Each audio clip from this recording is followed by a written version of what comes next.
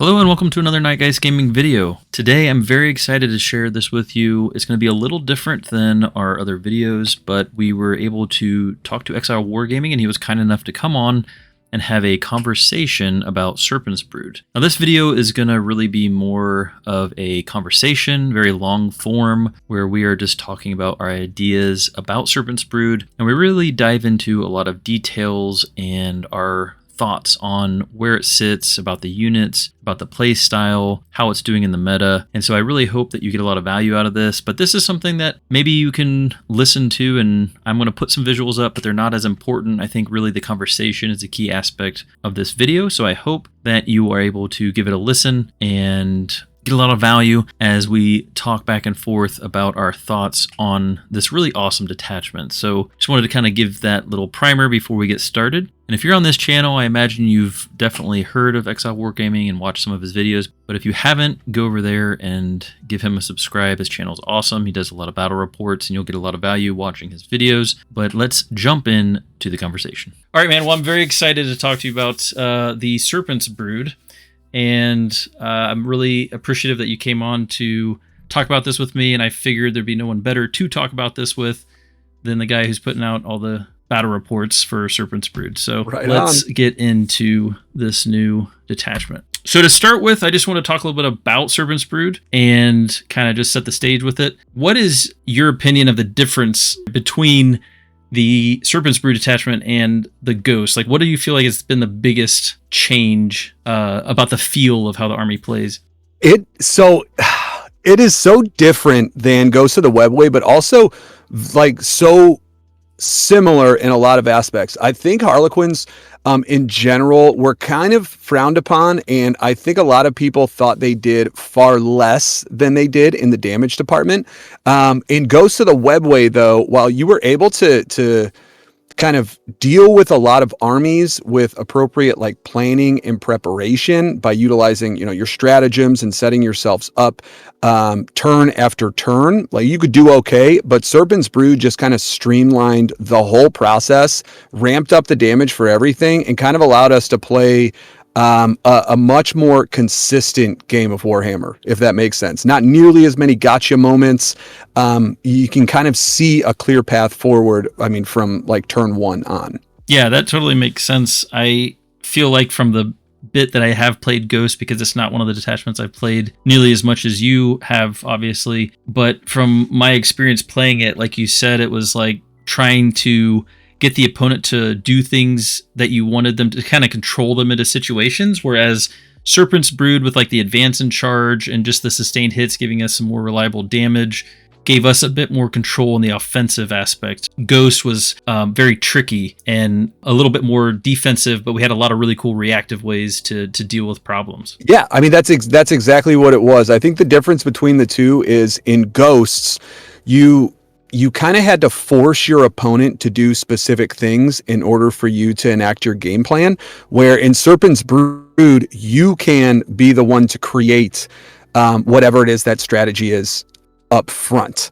right? Like I don't have to rely on my opponent to be suckered into a certain situation so I can gain value from, Chegarak's Coil or Bloody Dance, or the reactive stratagems. In Serpent's Brood, we just go out and create whatever outcomes we want to. So it's so refreshing. Yeah, the Chegarak's Coil was so much fun, but it was also like trying to get it to sometimes, go off and set up the situations where the opponent had to worry about that heroic intervention. And it was really neat, but it definitely had a whole nother level of difficulty and just like setup required. But as far as the general feel of Harlequins, I feel like they are more competitive than what most people are really considering them for. I feel like most people kind of think of them as, they're decent, but they're not really a front runner in the detachments as far as Aeldari is concerned. And Aeldari in general is kind of looked at as kind of probably a B tier faction right now. But it'll be interesting to kind of see as things go forward. But we've kind of started off pretty strong, and the math that I've seen and the win rates that I've seen have really been pretty positive when it comes to Serpent's Brood and Seer Council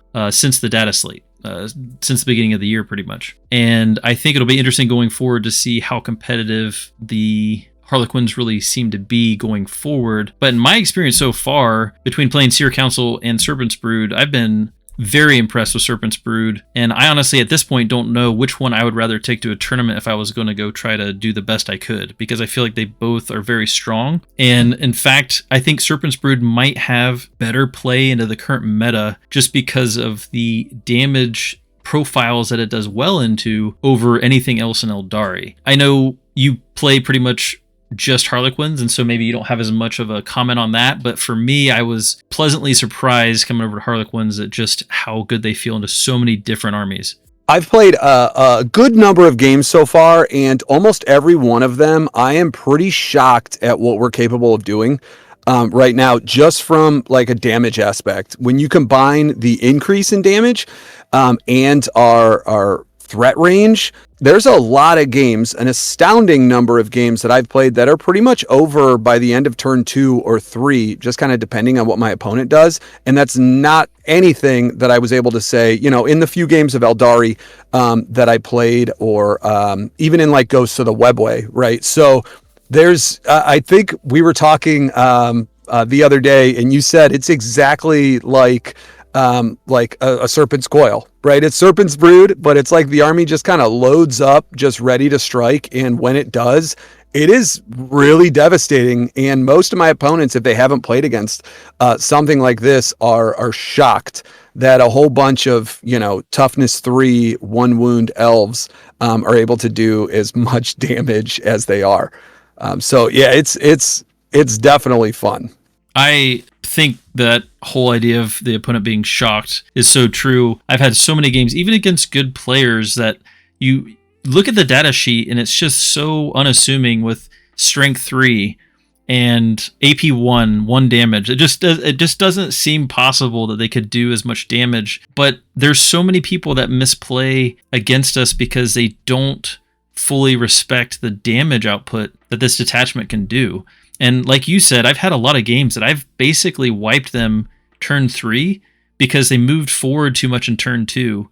And I did so much damage that they just couldn't recover. And then the hit back in turn 3 basically finishes them off. And it's wild how when you combine all the elements of the aspects of what the Harlequin Troupe do in this detachment, it really just adds up to where they just do damage into basically anything. And it just catches people off guard. They just don't expect the damage output.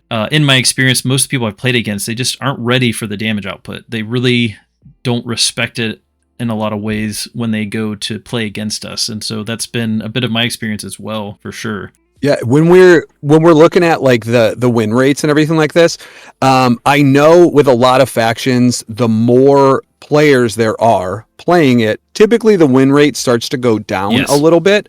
But because there's so few Harlequin players out there, I honestly believe that if there were more people familiar with the army at a higher level, this win rate would start going up pretty dramatically.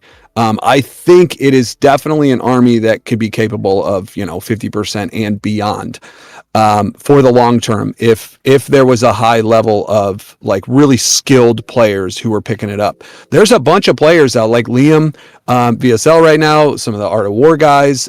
There's a bunch of just solid players who have been doing well with Harlequins, even in Ghosts of the Webway.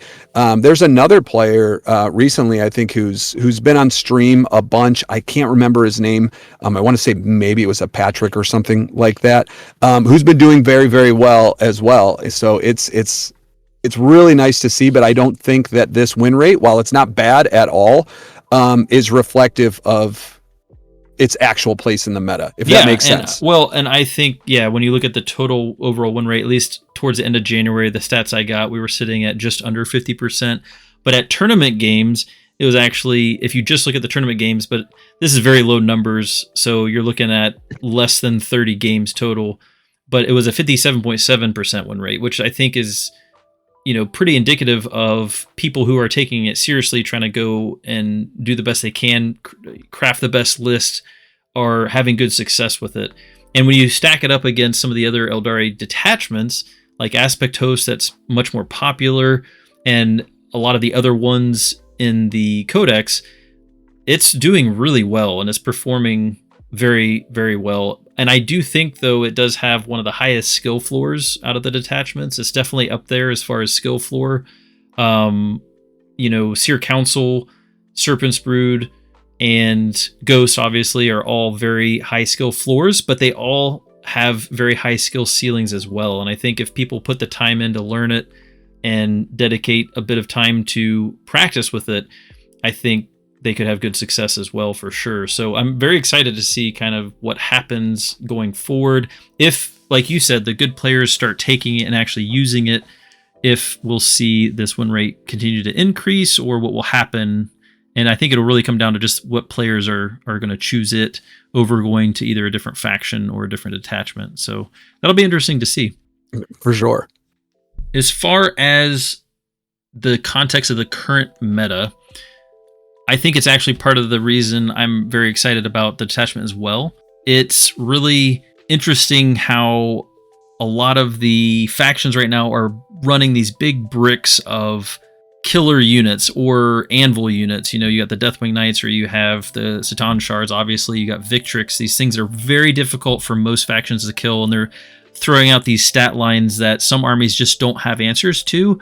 And I feel like we specifically can just do damage into anything with efficiency, to the point where I think it's actually a good meta for us, all things considered, because we can wreck Satan, we can kill a lot of Victrix, and we have a lot of answers to the things that are very popular in the meta right now. What do you think about the current meta situation? Yeah, I actually think we're in really, really solid shape. Now, do I think that we're going to go, all the way up as, tearing up GTs and undefeated records and all of that? Not necessarily.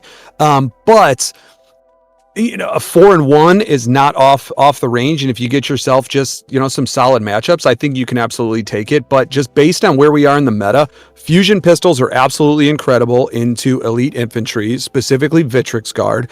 The fact that they are pistols is kind of out of control. We get around their surge moves or their blood surges. The Catan with -1 to wound all over the whole army.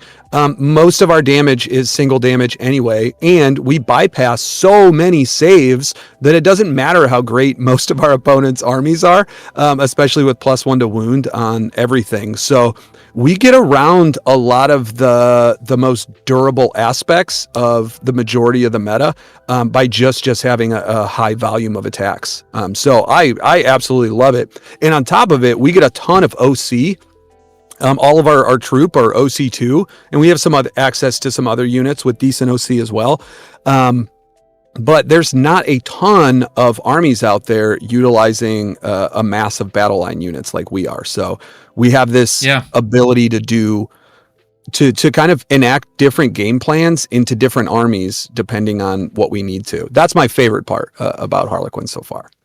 Well, and for me, coming from playing a lot of Seer Council, having so much OC to throw on points feels so good, and it's such a different feel for what you can do with the army versus some of the other detachments, where it can be a little bit difficult to have enough OC to contest some of the other armies that might have high OC units. Like, I know for a while when Chaos Knights were big, 10 OC was just, it took a lot for us to contest objectives when they had 10 OC sitting on it. Or when you have something like the Custodes with their guards, and they have like 3 OC each, and they're running a lot of OC. It's kind of difficult if you don't have an answer to try to contest objectives. And with the troop being OC2 and us pretty much always wanting to take a lot of them, we have a lot of OC, I feel like, for the detachments as far as Aeldari is concerned. The only one that might have more OC packed in is probably Guardian Battle Host, but even that, it would be close because we're just taking so many troop, because I think usually there's probably 4 bricks or so Guardian Battle Host. I haven't seen too many competitive lists recently, but I think the OC thing is a really big point. And then also back to what you were saying about fusion pistols, I think the fusion pistols are such an interesting counter to so many weird things in the meta, between Spectacle of Spite, the witches charging into us. So we still get to shoot our pistols, and that'll wreck quite a few witches before they even get to fight anyways. And same thing with the surge moves from World Eaters and Victrix. We get to still shoot our pistols, even if they're going to be able to fight for us. And usually we have enough troop to be able to back up our troop units. So it's not like they just surge into our troop and that's it. Like we're usually charging them with one of our other troop units anyways. And when you look at the different types of durability in the meta, I think one of the strongest durability units are those like the Catan that have the 3-up saves, 4-up invulns, 5-up feel no pains. When you have that like combination and then high toughness, like toughness 11, there's just not many things in the game that handle all those different types of durability, whether it's like just good saves or good invuln saves or high toughness and then feel no pains, and they just have it all. And so the crazy thing about Troupe is they really do have an answer to every type of durability in the game, because we have high volume of attacks, which helps us into invuln saves. Our devastating wounds help us into invuln saves. The devastating wounds help us against the things that just have good saves, like 2-up saves.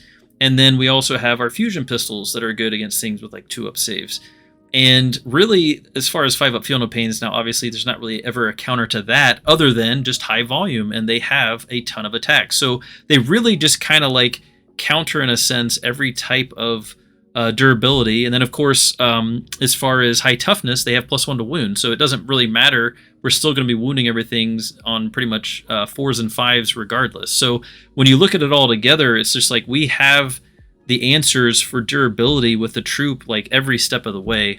And I think that's a pretty key element right now in the current meta, is just there's a lot of durability out there, and the troop cut it down anyways, which feels great.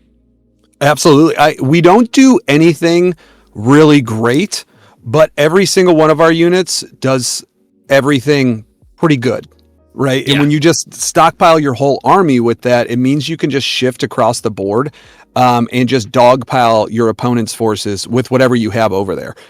It's a little easier to kind of game plan because we're just running something like 6 units of troop, right? Yeah. It's not like Aspect Absolutely. Host where you need to dedicate like, okay, I need my Banshees to go into this target. I need my Dragons to go over here. Yep. I need Swooping Hawks to deal with this. It's just everything goes out there and does its best. And a lot of times it's more than enough. So it's kind of funny. Yeah, it's you're absolutely right. And I think that's with Aeldari getting nerfed to the point where we're having to take less units to the board. It makes it even more difficult for us to have the units in the positions they need to be in, or to deal with redundancy. So like if an opponent has 3 Land Raiders, like we're starting to see with the Custodes be a pretty popular list, it's like, well, I can have my Fire Dragons over here and deal with this Land Raider, but there's 2 more over here. Whereas with the Troupe, it's like, well, we got some Skyweavers we can send into one, and then we'll send 2 units of Troupe into each of the other ones, and that's fine. Like we because they can go into anything. It doesn't really matter what the opponent puts there. We're going to be doing damage to it, and that just is a really flexible. It just brings up so much flexibility as far as how you position and how you're threatening the board that is hard to match in the other detachments. Yeah, I think Harlequin troops are the most, I will argue that they are the most flexible unit in the entire game. Yeah, I would honestly agree as far as the math behind it that I've looked at. I really think they are, because they have some of the most consistent damage into every type of target in the game. I think more than any other unit. I'm in complete agreement, and it's pretty interesting to see that. Now, we pay for that in lack of durability, but you know, as far as our offensive capability, we're probably the most flexible unit in the game. Yeah. Funny enough, though, we are more durable into last cannons than Space Marines. Yeah, that's true. We take the big shots really well. That's very true, and actually very key to some of the matchups that I've noticed that I thought would be difficult. Like monsters, like you run into the Scintillating Legion and they got the big birds. Well, in melee, the birds just don't have enough attacks in melee to mess us up. And so when you start tagging the big birds and you start doing damage to them, and we actually do a pretty good amount of damage to them, it's really not as bad as I was expecting it to be, because we just survive, and then they're stuck with the decision of what to do in response. Do they stay in combat and try to shoot out of combat, or try to kill what's in front of them, knowing that we're going to do more dev wounds into them again? And it's really kind of a great unit that just puts your opponent in a difficult situation, because no matter what they put on an objective, we're going to be able to do damage to it. They don't have a durability answer to the troop, and so they know whatever they send forward is going to get hurt, and then they have to figure out how to respond to how much we put against them. And I think that's what makes it so fun in my experience playing them, has been kind of controlling the game, because it feels like I'm in control. I'll send out what I want to send out, and no matter what you send out, I'm going to hurt it. So it's kind of an interesting, play and adaptability of how much I want to send out and control the board, and a lot of factions just can't handle the damage we do, and it just gives us better board control in most circumstances, where we just control the board better because we have threats everywhere. But it's a lot of fun for sure. Absolutely. And that kind of gets into the just, how do you play the army, right? And something really cool about Harlequins is that it has this ability to pivot regardless of what your opponent wants to do, right? So if you have so many different kind of tactics and strategies, and as long as, in my opinion, you're bringing a good unit count, I always like 17 is about the lowest I will go. But I generally like to get it upwards of like 19 or 20. And if you keep doing that, right, because we have so much OC and because everything can contribute to the fight, you're just sending wave after wave after wave at your opponent's forces. And eventually you just kind of whittle them down. So goes right back into what you were saying. It's you get to kind of dictate the terms of the game for at least the first 3 of them, I've found. And then it's kind of up to, how the dice went afterwards. But yeah, you just get to dictate the terms. We have so many units that do so many different roles that, it's pretty killer.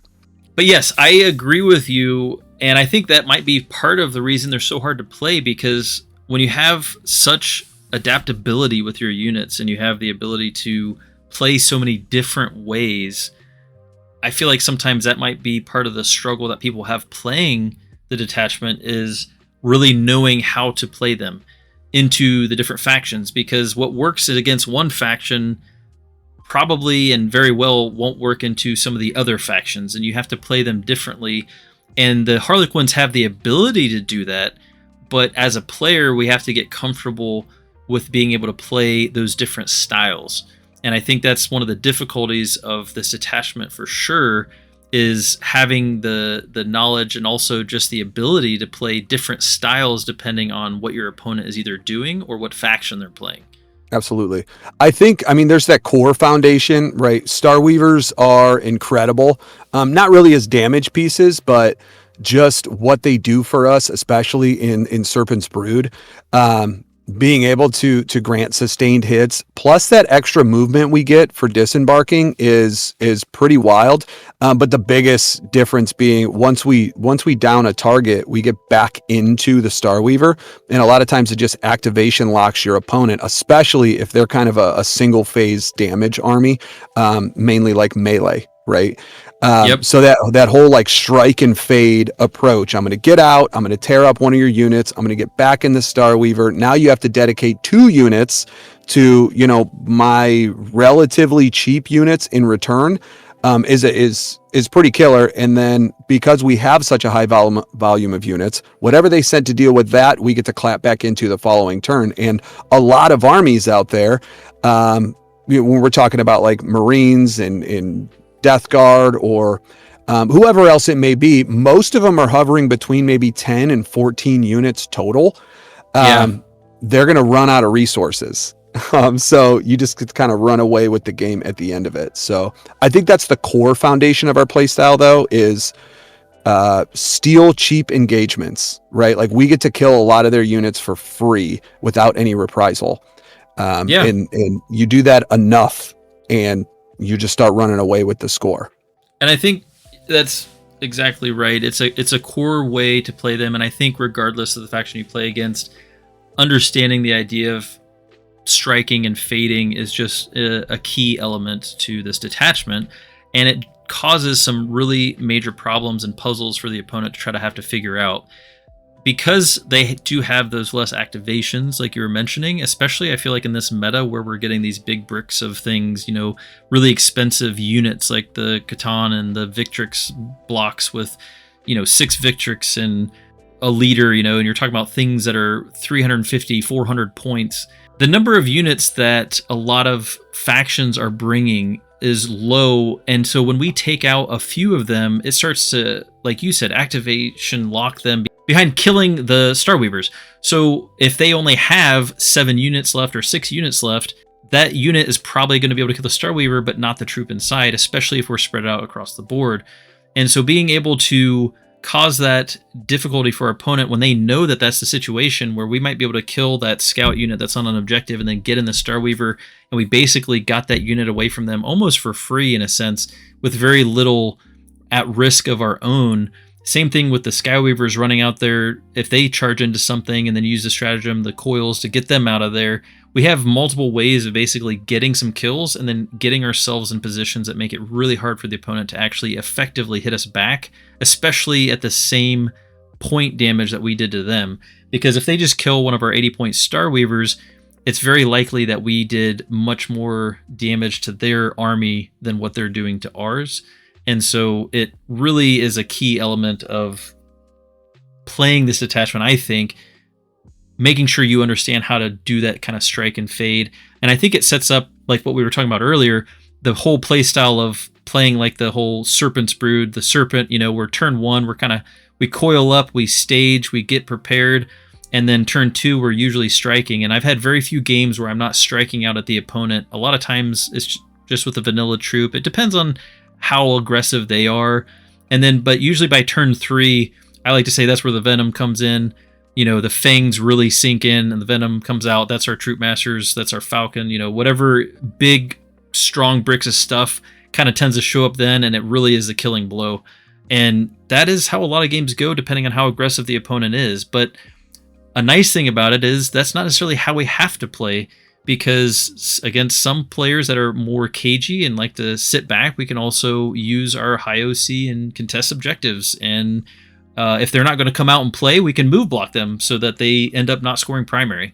Yeah, for sure. So I love the high OC that we have in this army, especially when we bring in something, I hate to say it, if I can bring 10 units of Harlequin troops, I just would.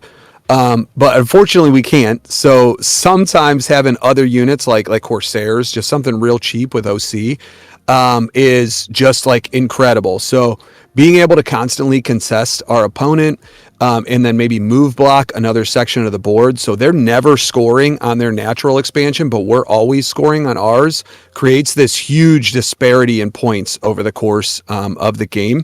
So I absolutely love that, right? But with something like, if they're trying to play the KG game and we are utilizing something like our Starweavers, for example, if they want to kill the Starweaver and the troop, a lot of times, especially into something like Marines, so just to say, for example, they're running Victrix Guard, but they're also running like either Vindicators or Repulsor Executioners or, you know, Dreadnoughts, right? Yep. In order for them to do that, they have to expose and deal with all of them. 2 out of those 3 choices to try to get rid of it, right? Yep. And all we have exposed is pretty much a trash piece. A lot of times, you know, you have your Starweaver out, it's touching an objective. When your troop disembark, they're now behind a wall. So they're still there, which is cool. Or if they are on an objective, now we get to see both, you know, the Victrix and the Repulsor. Which is a perfectly fine trade in my mind to make. I'll trade 160 points for your, you know, 500 points. Yeah. That you disposed afterwards. So yeah, and it's really hard for the opponent to answer that correctly. Mm-hmm. Well, and since most of our units are relatively, like, it's a whole army filled with trash, is like I would consider. It's just a whole bunch of units that are under 100 points. And when our opponent starts bringing like big heavy hitters in, and you're like, that's great. Shoot your whole Vindicator into a Starweaver. I am ecstatic that this is the value you got from that. You know? Yeah. Oh, absolutely. It just makes for so many awful trades. Yes. And it doesn't take very long of awful trades before the game just kind of is flipped, and there's not much they can do about it. And what I've noticed too, kind of along those lines, is because of our ability to do that with the Starweavers, set them on an objective, and then the troop disembark on the other side, and our bases are so small, we can really make it hard for the opponent to actually get to the troop. And if they do extend because they want to kill that troop inside, like you said, it's only an 85-point unit. And what it usually does is it causes the opponent to really be too spread out, where they're not supporting themselves very well anymore. I've noticed in a lot of games, my opponents will, kind of what you're saying, they'll line up like a Vindicator to shoot the Starweaver, and then they'll charge in with something to try to kill the troop inside. Well, now the unit that charges is like right in front of our whole army, and so that's dead. And we can usually kill it without exposing much ourselves. We can just kill it, get back in our own Starweavers again, go contest an objective with a plan to reactive move back into like a Falcon or something, and all of a sudden we're really not there for them to hit us back. And if they expose that Vindicator, well, we have Skyweavers, and like they risk the Vindicator just getting trashed or having a bunch of damage done to it, but then our Skyweavers charge that unit that ran into our face to kill the troop, and then they go hide, and all of a sudden we just got free damage on the Vindicator. And so there's a whole lot of situations that the opponent has trouble navigating the right answer to, because it's like, well, if I charge them, then I'm going to be putting my 300-point brick in front of their army and it's dead, and all I did was kill 85 points. But if I don't, then I'm not hurting him, and so that's just they're gonna charge me next turn and do even more damage. So it's just kind of like a lose-lose situation that you're setting up like constantly, and it's really hard for people to. In my experience, I haven't had many people be able to answer that very well, or at least not efficiently, to where I'm not winning that trade. No, I've played games where I was actively trying to beat like Harlequins with my opponent. Like, what can you do here to make this happen? And a lot of times, so really cool, and just this kind of how to play is, you can drip feed your opponent some units on objectives and kind of make them engage, because we have so many units, 18 to 20, hopefully, that even when they're trying to make a relatively like profitable trade, or do something, decent and not get steamrolled with a bad trade, they're sending out their trash pieces, incursors, scouts, whatever it may be. Those are just the ones that come to mind.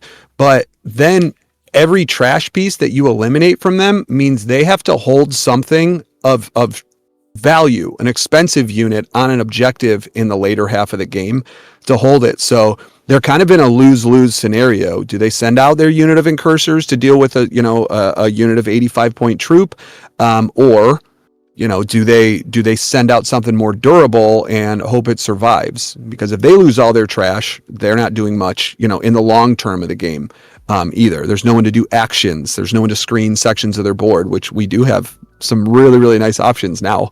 Venomous Wrath is a lot better than I thought it was. You come in off a board edge, and then you shoot, your opponent's home field objective, and you get that little 6-inch move. Yes, we'll definitely talk about the stratagems. We need to talk about the stratagems for sure. I'm very interested to hear your thoughts on some of our stratagems going forward. I think it'll be a lot of fun talking about them and our experiences with them. The experience that you've had dealing with people that do that, where they kind of drip feed their units onto the objectives, I'm curious if it's the same as mine, because what usually ends up happening is if they put the durable stuff on there, I kill it. But if they put their cheap stuff on there, when we wipe that and usually get back in and kind of do the strike and fade thing, they've run out of things to do, not only primary but secondaries. And so it's kind of, again, that lose-lose situation where, are they going to use their big bricks to do mission actions? Like, probably not. And so they're going to be missing out on secondary like throughout most of the rest of the game, if they don't keep some of those small trash units back and doing things like getting ready to do secondaries.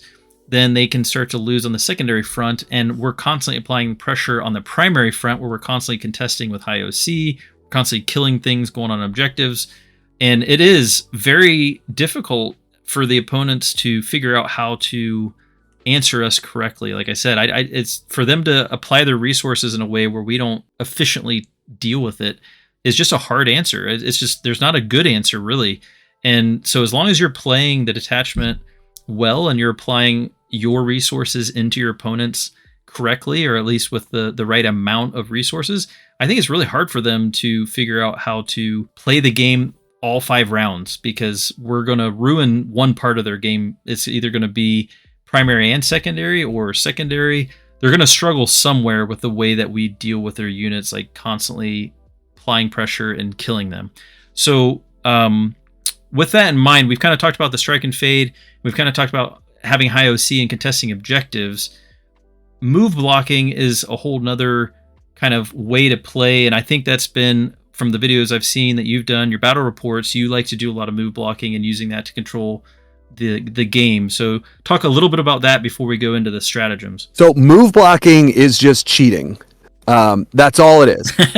It's saying, I'm not going to play the game with you. I'm not going to let you play the game, and I'm going to stand on a bunch of objectives while you're stuck in your deployment zone. You can't do this every time. If your opponent's army has the fly keywords and they can jump over you, it does absolutely nothing. The move block, the best way you can utilize it is to push units into your opponent's landing spots, so that they can't engage your really good pieces. But overall, if your opponent doesn't have fly and you get first turn and you have enough trash pieces in your army, you can run away with a really, really early score lead, especially if they're playing a bunch of vehicles, because basically, they can't go through walls. So you only need to lock up a couple corridors. The move block is super good in search and destroy style deployment as well. That's like bananas, especially if you're bringing rangers, because you can infiltrate them towards a different section of the board. But mainly you could just stage everything on objectives. If you have a lone op somewhere, you can maybe, maxing your primary early on, or if you're in Ghosts of the Webway and you have a resurrect, available, you could do that as well.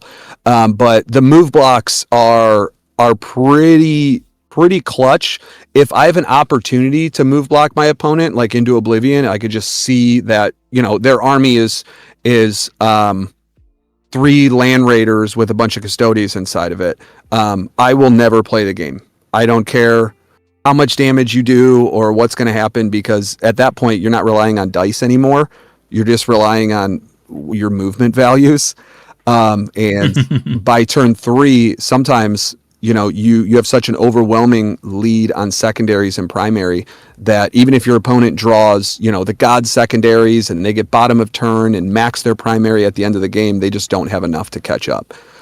So my general philosophy is hold your natural expansion, then move block that section of the board. You don't have to keep them all the way in their deployment zone, but just throw up a move block where they can't get to your expansion for the first couple turns. And then the other section of the board towards getting to their natural expansion, you just try to jail them in their deployment zone so they can't get there. It's okay. They're eventually going to get there. But especially if they're real savvy with some movement tricks and consolidations.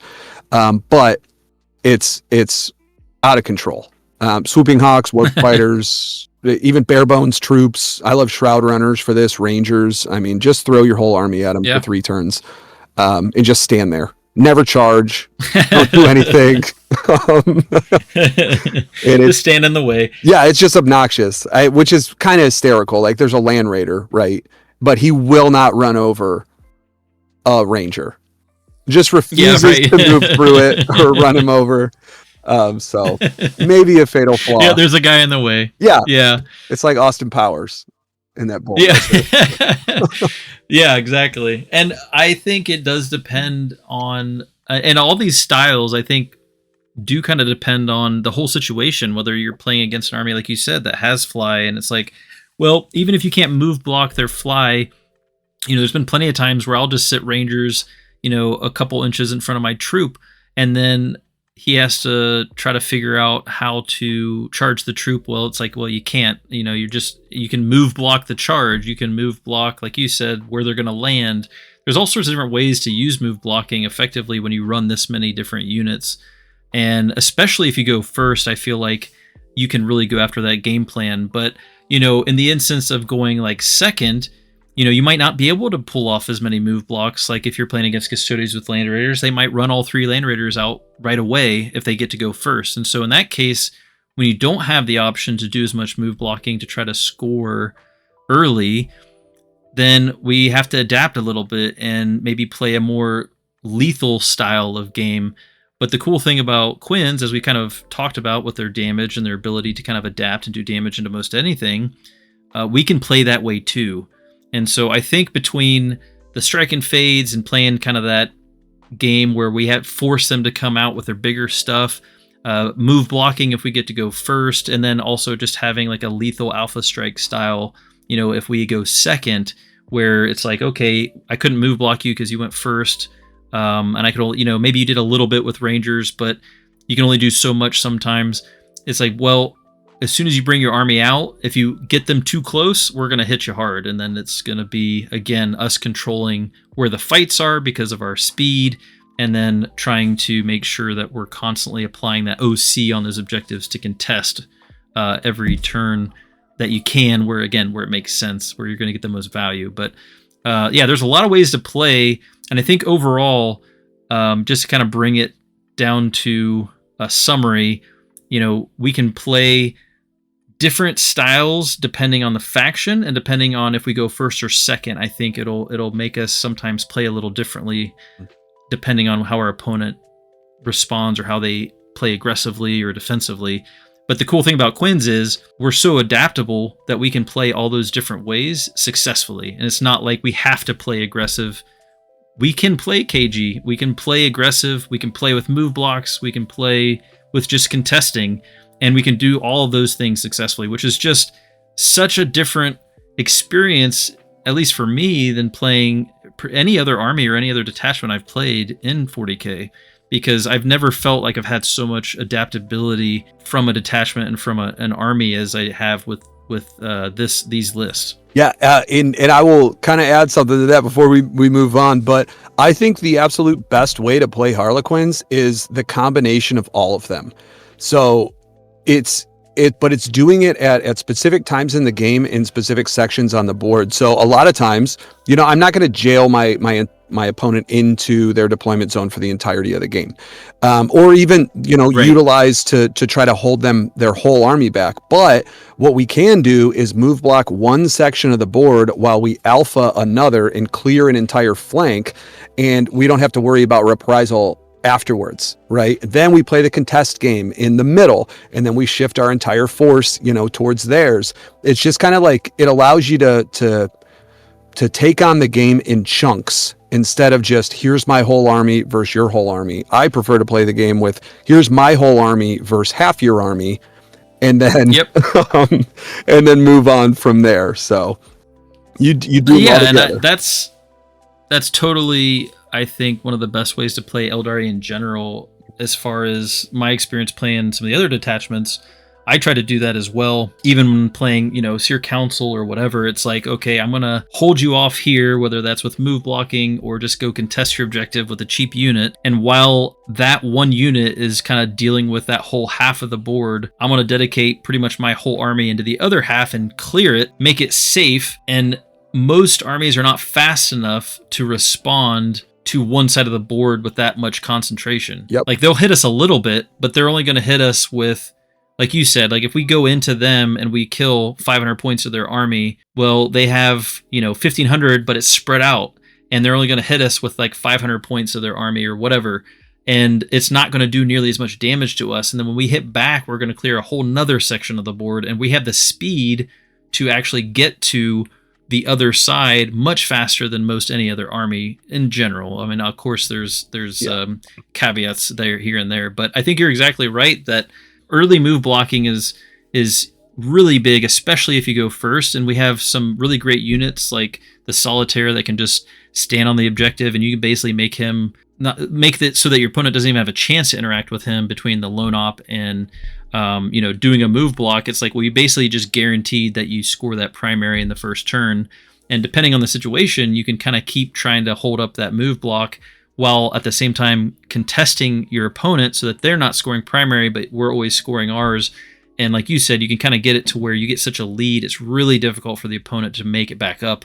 even with end of game scoring if they went second. So there's so many cool ways to play this army, and it's so adaptable. But at the end of the day, like you said, getting comfortable with all of them and kind of implementing each part of that throughout your different games is probably going to bring the most success overall as you continue to practice and play more and more games. This is so incredible. Just that kind of the tempo and the strategy. So we have this like ability to pivot based on what our opponent's doing. But generally, like turn one, that's all I'm doing. I mean, this opening is like dead on. We're just kind of poking. We're going to put cheap trash pieces on objectives, force our opponents to come out and engage with us. Maybe you're throwing, lone ops on the objectives or whatever it is. Or a lot of times, like just throwing a troop unit with a Starweaver up on an objective is not a bad option at all, because it means that they're not able to trade efficiently with the trash pieces. A unit of assault intercessors a lot of times gets scammed by, a Starweaver. Right. So now they did absolutely nothing. We still have the Starweaver, and all of our troops get to get out, hose them, and just kind of activation lock them again after there. So normally, like the opening is either laying out my move blocks, right, or I'm kind of forcing you to engage suboptimally early on, pull out some of your trash pieces, but everything else is just staging for me by that mid game. Yeah. That turn 2 and turn 3 to just collapse wherever they need to go. I don't have to collapse, right? Because our movement is so ridiculous. The troop getting out of a Starweaver like 13 inches with a movement token, right? Yeah. And we have advance in charge now, which is just gives us even more. It's insane, range. Right? So our opponent has to come up into our threat range if they want to threaten us the following turn. So like our threat range is just so incredible that our opponent never has a really great staging option from turn 1 on. If they choose to stage a whole bunch of their units, that means we can basically just collapse an entire flank on the board right off the rip. So I always just like to hold all of my units to collapse without having them be engageable before then. Does that make sense? Yeah. Oh yeah, I agree. I mean, most of the time, like you said, the opening for me, depending on if I go first or second, if I go first, I'm usually looking at some move block options with Rangers, followed up with trying to guarantee some early primary so I can start getting that lead to win out before they can do their end of game scoring. And then it's really just staging and kind of telling your opponent, like you said, there's nowhere safe for you. Like if you want to play the game, you're going to have to go places where I'm going to be able to get to you. And you have to come out and eventually get on these objectives.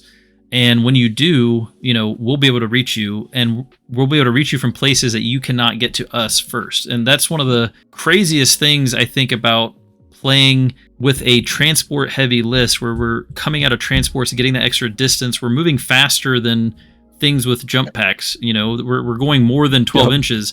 So we're even faster. And with advance in charge, we're really just like getting where we need to go to where there's not usually safe staging places for our opponent. And especially there's not going to be safe objectives for them. Like they're almost never going to be able to stop us from getting to their objectives with things. And it's very important, I think, to take that in as a plan that you should go into with almost every game.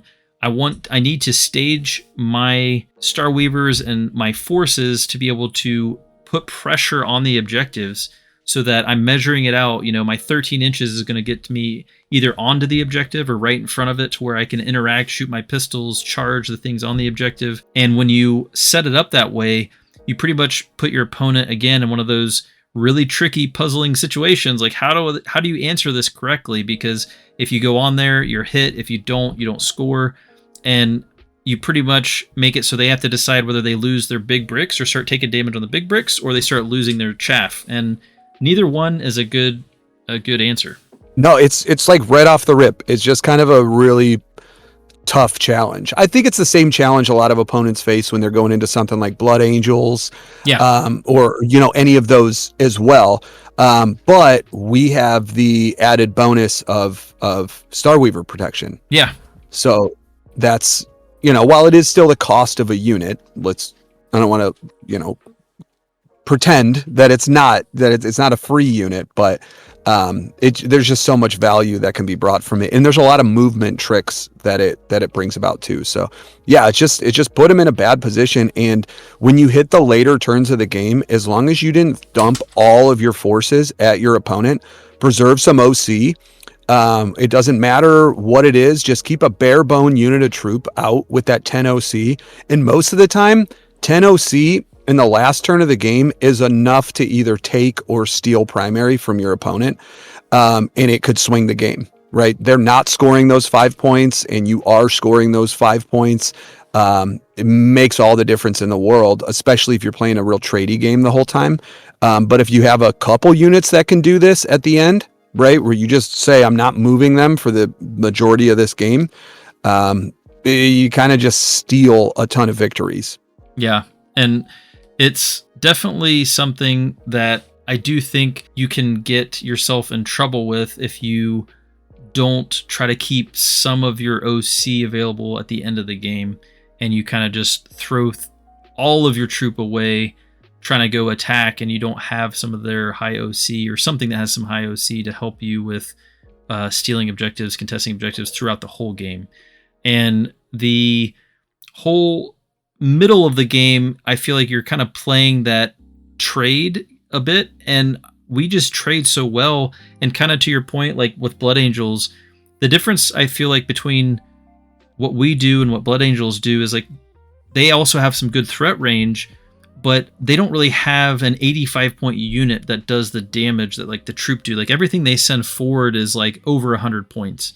And because we're not sending quite so much into our opponent every time we're trying to do that trading and contesting, I feel like it just gives us better resources that last all the way through the game, through turn 5. And we're more likely to have more left in the bank than some of the other factions where they're sending these 120, 130 point, units that are, more killy, things like Sanguinary Guard, stuff like that. And yes, they're obviously more durable, but at the end of the day, when you're sending those units into your opponent's army, they're going to get killed. I mean, there's no way they're surviving the opponent's army.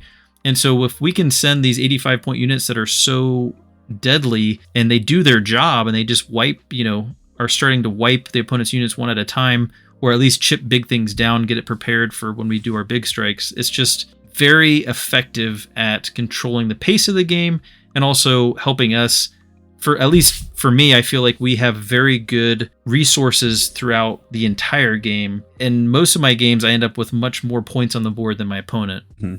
It's 100%. I do like to kind of budget my resources every turn, especially if I'm playing like a contesty move block game, which is why I purposely build all my lists with a certain volume of units. Yeah. That's why I say like 18 to 20, because I can throw away realistically 3 units, a turn, right, that don't really need to contribute that much to damage. Of course, you want, some chip damage to come in. You want them to start weakening things. But, if you can throw away, 12 of your units over the course of a game, let's just say, and you still have, 8 heavy hitters remaining, you're in really good shape. And that's how you close out the game, right? Yeah. So just don't throw away those pieces. Just attack the game in waves. And eventually, a lot of times you just walk out the victor. And then sometimes, man, you just scam. How many times have you scammed just like a couple Harlequin troop, right, who just made a few too many invulnerables than they should have? Yep. And they end up like scoring you like 10 points at the end of the game. Yeah. I don't know. I almost feel like it's every other game. I have a couple troop running around doing secondaries, contesting objectives, getting in the way, doing more move blocking, throwing grenades, shooting fusion pistols at stuff, killing things they probably shouldn't. Like, it is crazy how when you just have like a lead player or a lead player in the fusion guy or a troop master and a lead player running around, how much value just those little 2 models get you is incredible. Like, and almost funny. So good. Yeah, it's kind of funny. They're so good. I've had them pop a rhino Oh, yeah, I Just believe like, oh, here we go. We're throwing grenades. I got a fusion pistol through. We charged, and like that's it. I'm like, well, that was 30 it. points worth of dudes. Um, Yeah. Yeah, it's so definitely kind of funny how that works out. And it does seem to be like, the troop masters often seem, if you -1 to hit the troop and troop master, and by the time a unit attacks them, unless it's obviously a really big killy brick, of course they'll wipe it. But a lot of bricks though that are around the same cost, 160 points and less, just won't. They just won't finish them. right. And so it is, you end up with these little 1 and 2 models running around still being very valuable. Absolutely. And again, having a good amount of OC, and that can just, two troop can contest a lot of vehicles that have 4 OC, or even the Catan have 4 OC. So like you have 2 little troop guys that run on an objective at the end of the game, and your opponent doesn't get to score. So absolutely. I mean, we have so much value, even just with a couple models running around with the abilities that they have, between grenades and their fusion pistols and all that. I do want to talk about stratagems, because I know the stratagems here are pretty unique, and I kind of had a few that I thought were going to be better than they ended up being, and I feel like there's a core set. So let's just talk about the stratagems real quickly, and kind of what we feel like is either the best ones, or what we use all the time, and then some special niche scenarios that we've been able to find with it. For sure. Let's start with just the one that I think is first. It's where the troop can have all their abilities. So -1 to hit, +1 to wound, reroll 1s to hit, and they get all 3 of them. What are your thoughts on that stratagem? So I am a big proponent that the best stratagem that we have access to is actually grenades. It's just so valuable, just on the break points. So that stratagem that you're talking about, Fangs of Brood, is actually very similar to grenades as far as how much more damage it may bring to the table. We always want to be using +1 to wound a lot of times. Sometimes we're going to be throwing our units into targets that we know we're not going to bring down, so we're also going to want -1 to hit in return. And I think that's one of the best applications for that stratagem, unless you're running a really big brick. I think Fangs of Brood is incredible in an 11 or a 12-man unit getting out of a Wave Serpent. Getting reroll 1s plus the +1 to wound, and being able to tie up a target and be a little bit more durable than most opponents expect is awesome. But on a 5-man unit, Fangs of Brood, you're better off just throwing grenades. A lot of times it only turns into maybe 1 or 2 extra wounds. And then the survivability is a little bit better. But I don't use Fangs of Brood almost ever unless I threw grenades and I know I just need like a couple wounds to go through. Right? It's a little... It's not as optimal as I thought it was going to be initially. Yeah. Does that make sense? Oh, definitely. And I'm pretty much right there with you. I think that at first reading, and in my experience, when I tell people that strategy, I'm like, oh wow, that's so strong. You get 3 abilities. It's like, well, really, you're getting 2, and a lot of times one of them isn't that important. So it is a stratagem that has its uses, and for me, I think I've used it most in just a few like niche scenarios where I felt like I needed that extra reliability, or I knew the opponent was probably going to interrupt somewhere, and it was somewhere that I felt like I could get value by being -1 to hit and still having the +1 to wound. But this doesn't happen very often. But absolutely, though. That's where I like it, though, is to get the -1 to hit as well. Yes. I think people look at, I'm going to get +1 to wound and reroll 1s to wound, but that damage is negligible. It's the -1 to hit, I feel like we're doing that for. Yes, right. And I think that's kind of the core part of it, really, is, if you're going into something like the Chaos Spawn that hit on 4s, well, if you make them hit on 5s, you have a pretty good chance of surviving that with a good amount of troop.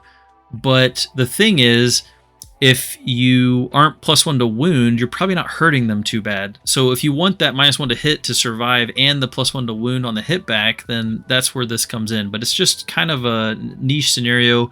Like you said, it does work better on the big bricks of Troupe, which I haven't been running as much. So, but when I did run it, it is good. But even in that case, a lot of times grenades is still more damage on average than the extra reroll ones to hit, because like you said, it really doesn't add a whole lot of damage, and it doesn't help the Troupe Master at all. So it's really just the Troupe, and then you got to think about how much more is that helping your Troupe.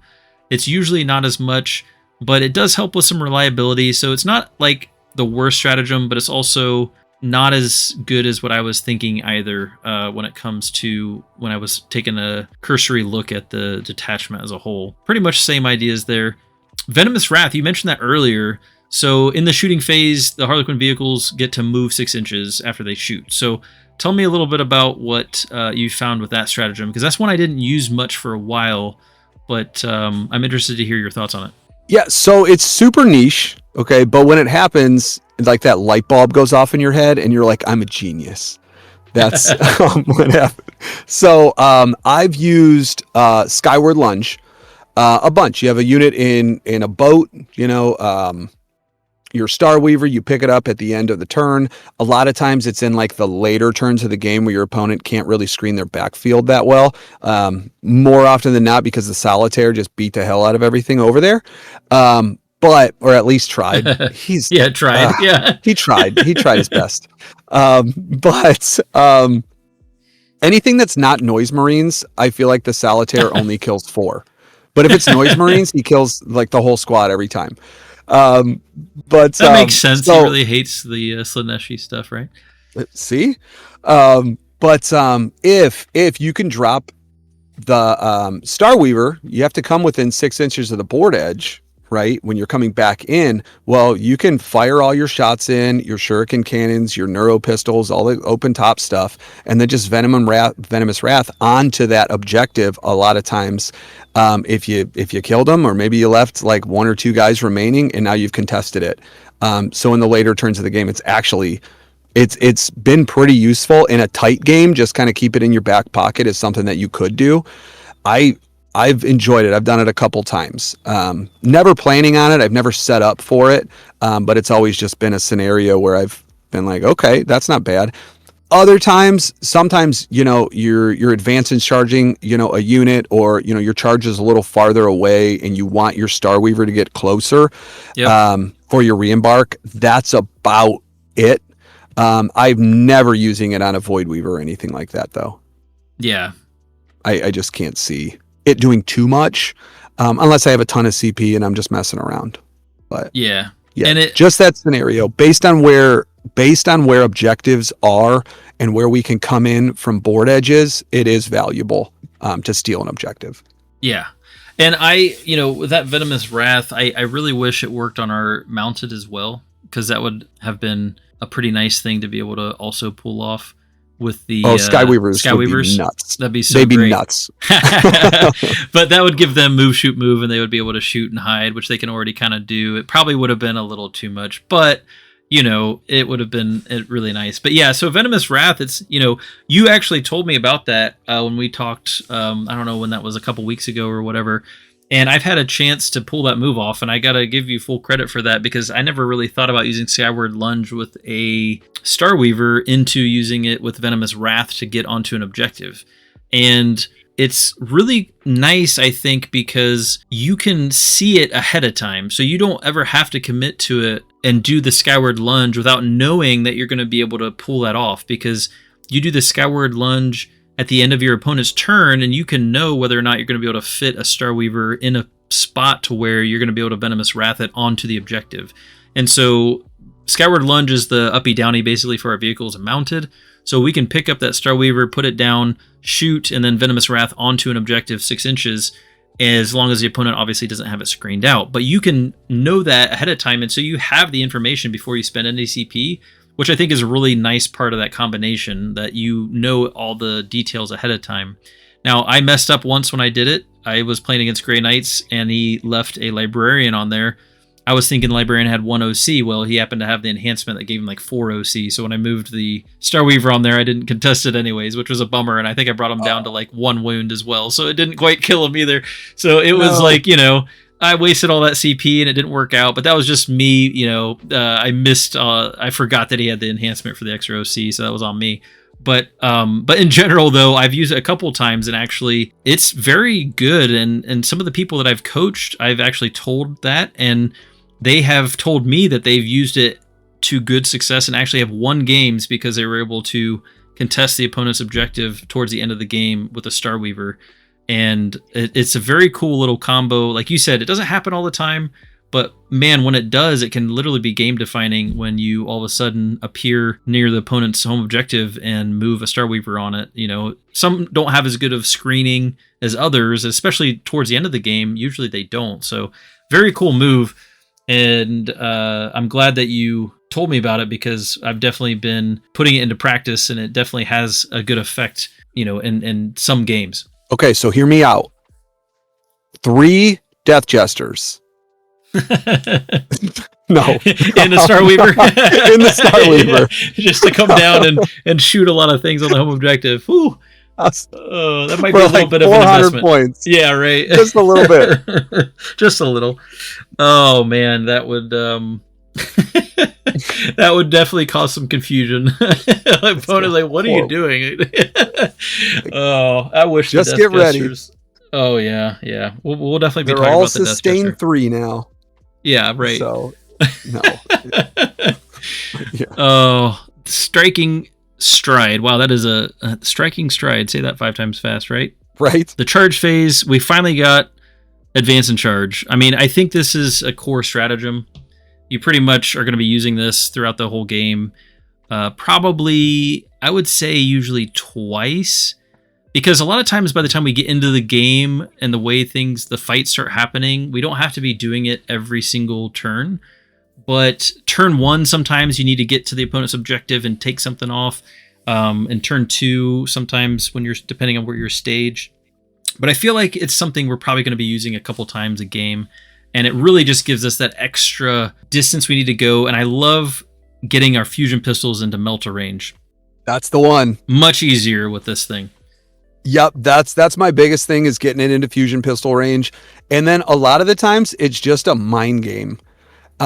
It's why I do like that big brick of Harlequin troops.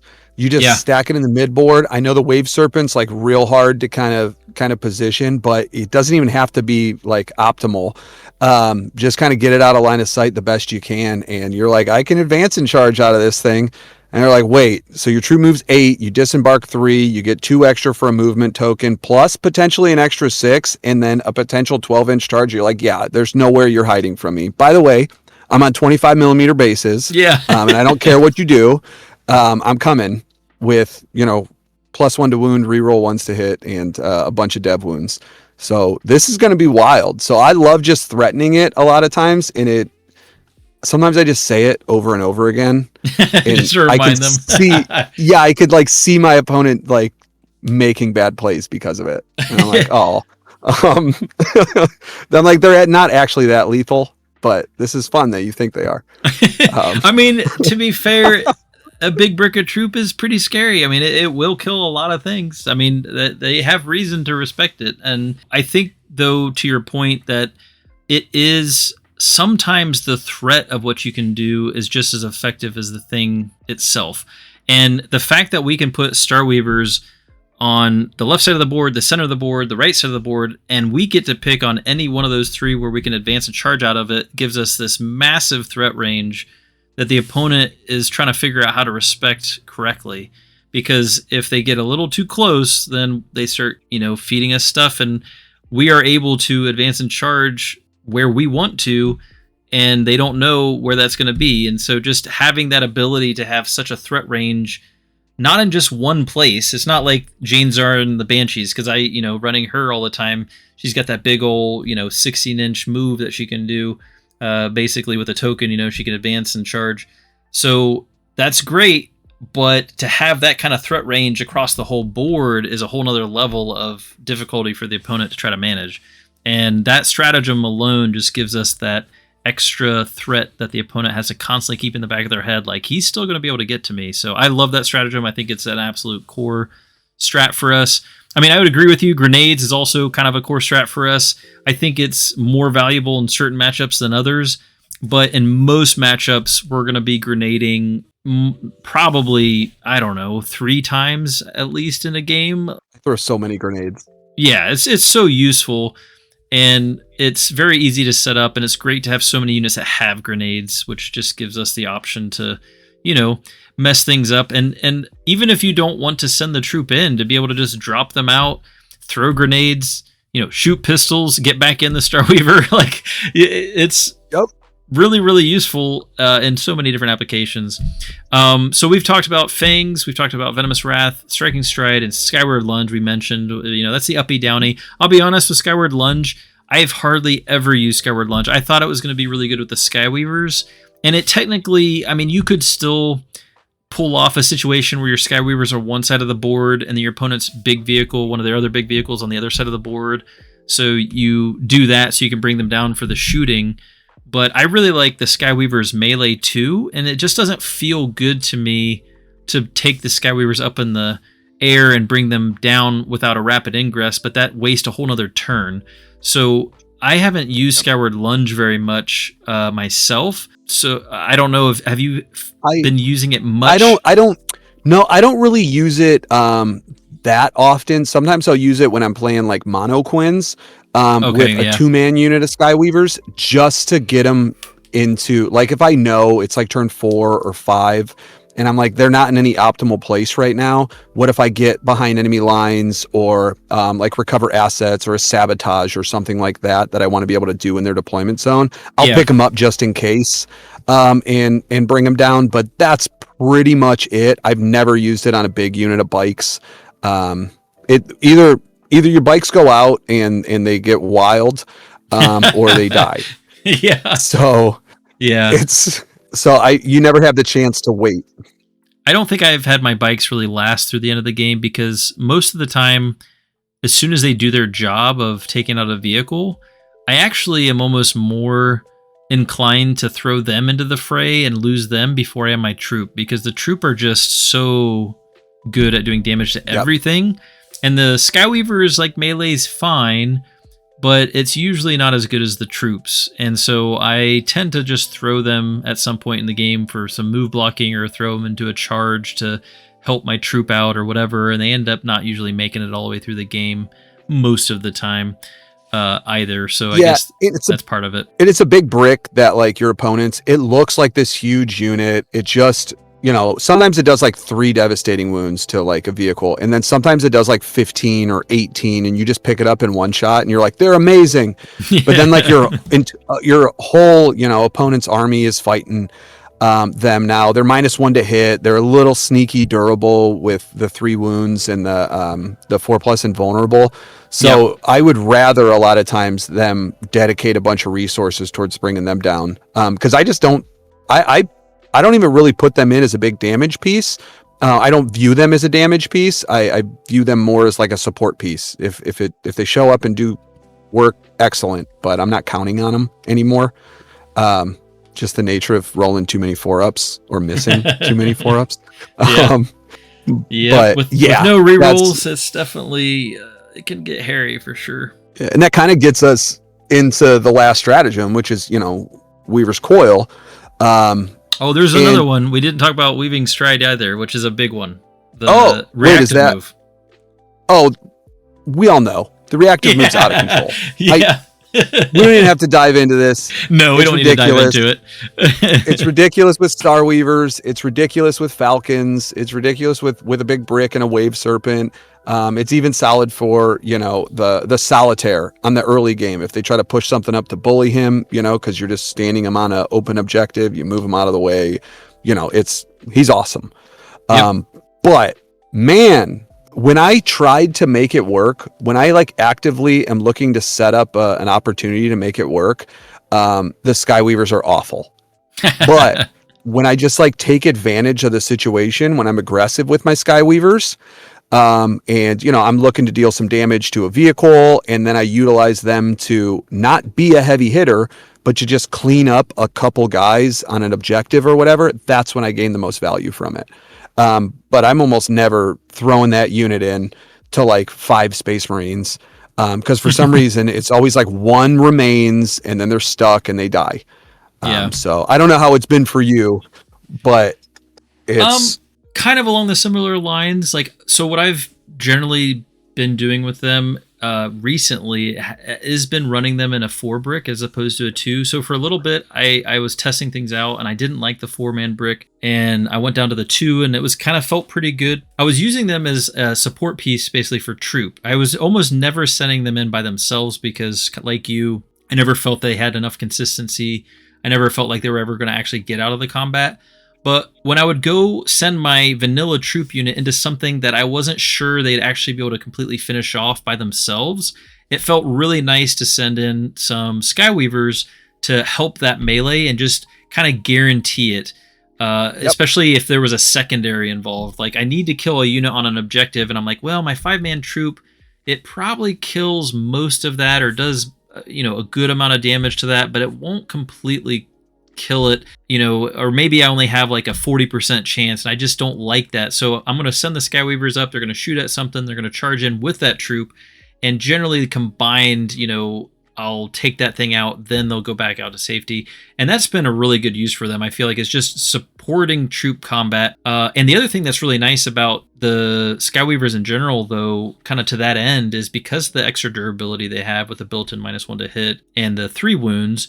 I also kind of like using them in combats where the opponent has like a fight on death or something along those lines, where I can tie up a whole bunch of their models and force them into the Skyweavers instead of my Troupe. And the Troupe have such small bases, you can kind of like ring, most of them around like 1 or 2 models. And so even if they fight back, they're only fighting back with like 1 or 2 models out of their brick, and the rest have to go into the Skyweavers, or the Starweavers are also good for that, of course. And so that just really helps bring kind of a pseudo durability to the Troupe by kind of doing those combined melees. And so I use them for that. But as far as Weaver's Coil, I normally am not looking to set it up. It's really more of, I guess, in a sense, the attack of opportunity that they give me. Like, if I have the opportunity to use it and I feel like it makes sense, it is really nice, because a lot of times with the 4-man brick, especially now that I've kind of gotten more used to playing with the 4-man brick, I really like sending them out, shooting something that I want to hit with those dev wounds, charging in with Troupe, and then getting them back. Because even just going straight backwards like 14 or 16 inches is often enough to get them pretty safe,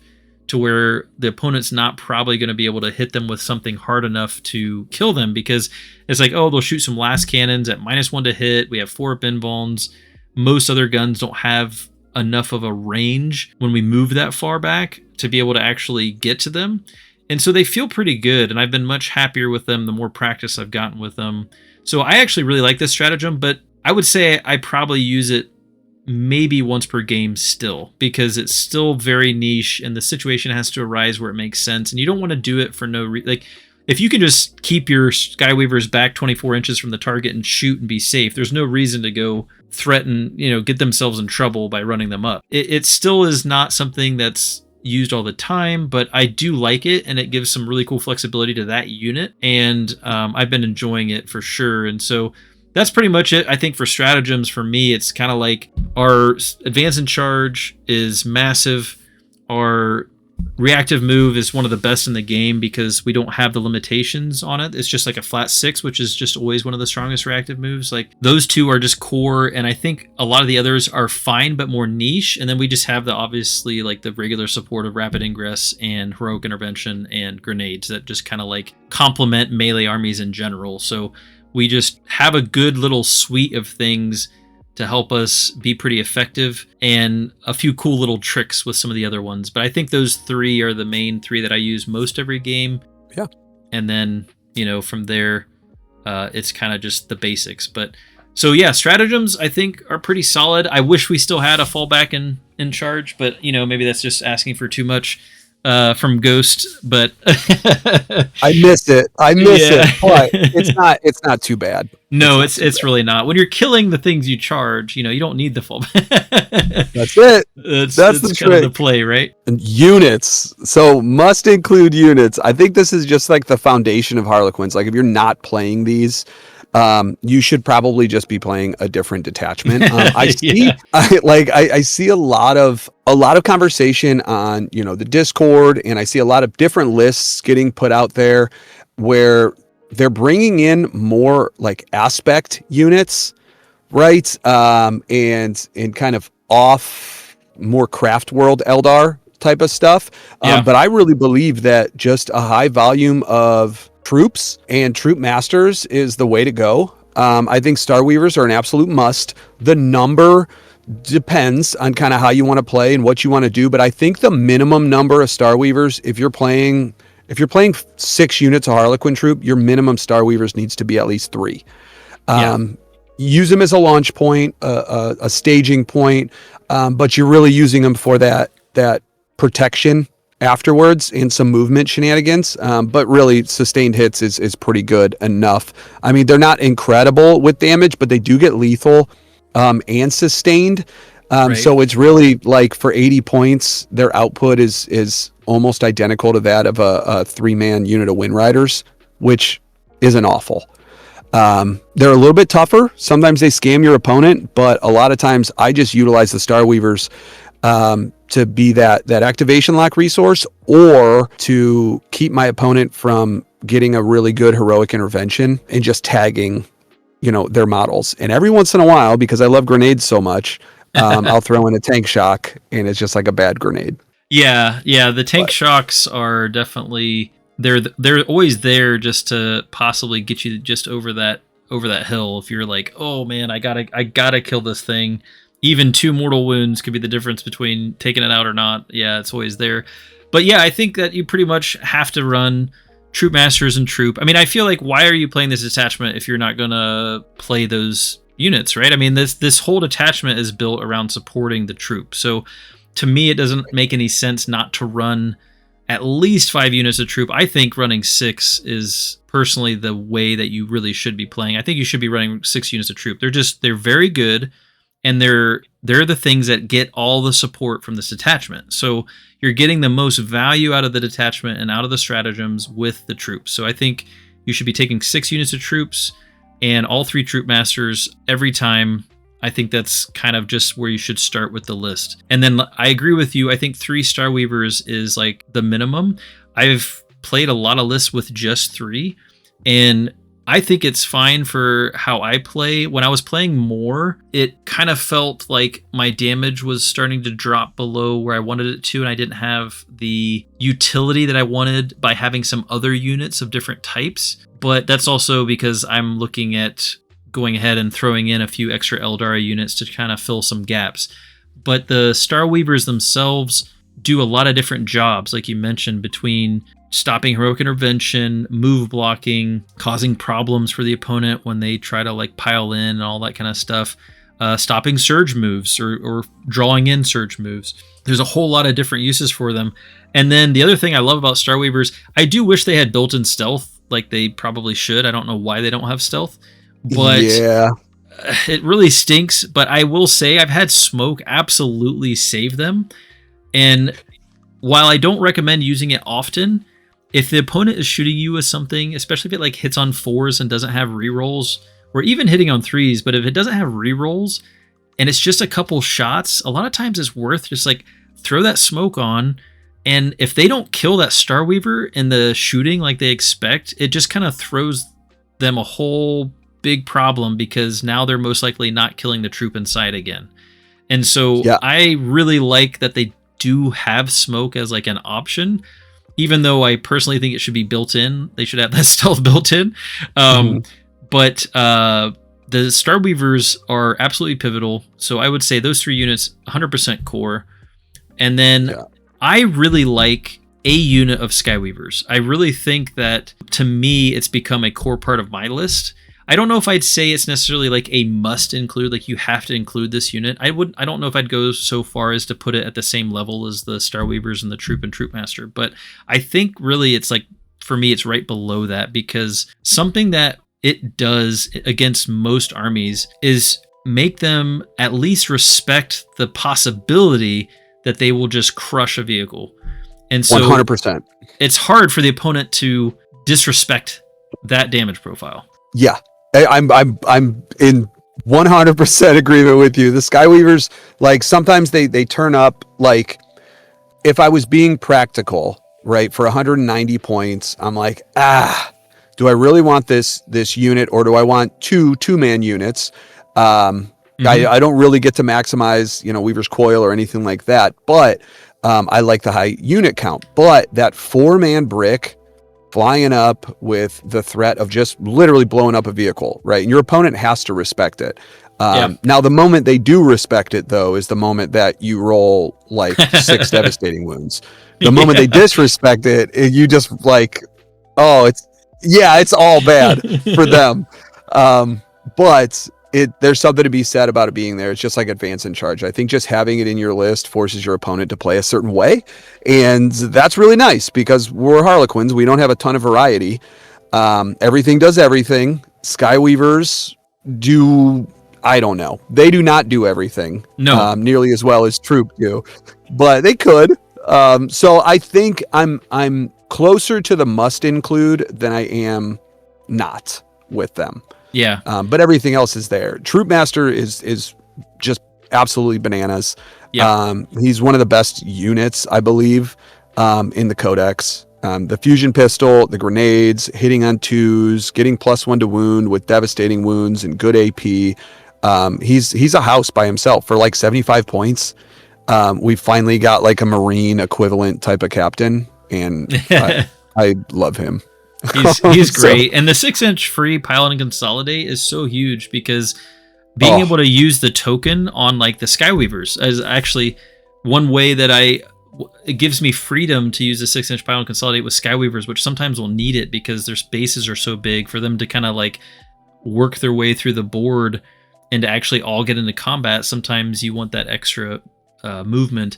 And so having the Troupe Masters give the troop units natively the 6-inch Pound Consolidate is just so good. And then on top of that, not having to go to the nearest model just gives you so many crazy plays that set you up for some really nasty surprise attacks. And where I've found it's been super impactful is actually against armies that have fights first, because something that we tend to like not love are fights first things. And yes, we can throw grenades and shoot pistols and we'll probably do some good damage, but if we need to kill that fights first unit and it's something that we're not going to kill, like the Lion, for example, was one recently, sending that Troupe Master and Troupe into a unit nearby and then using that 6-inch pile-in to swing into them after you kill the unit that they charge is just so good. And it just helps us in some of those situations where otherwise we would struggle into a unit like that. And we can, of course, send our Starweaver to go charge him first so he can't heroically intervene and stop that whole play. So it's a very kind of great synergy between all those units together,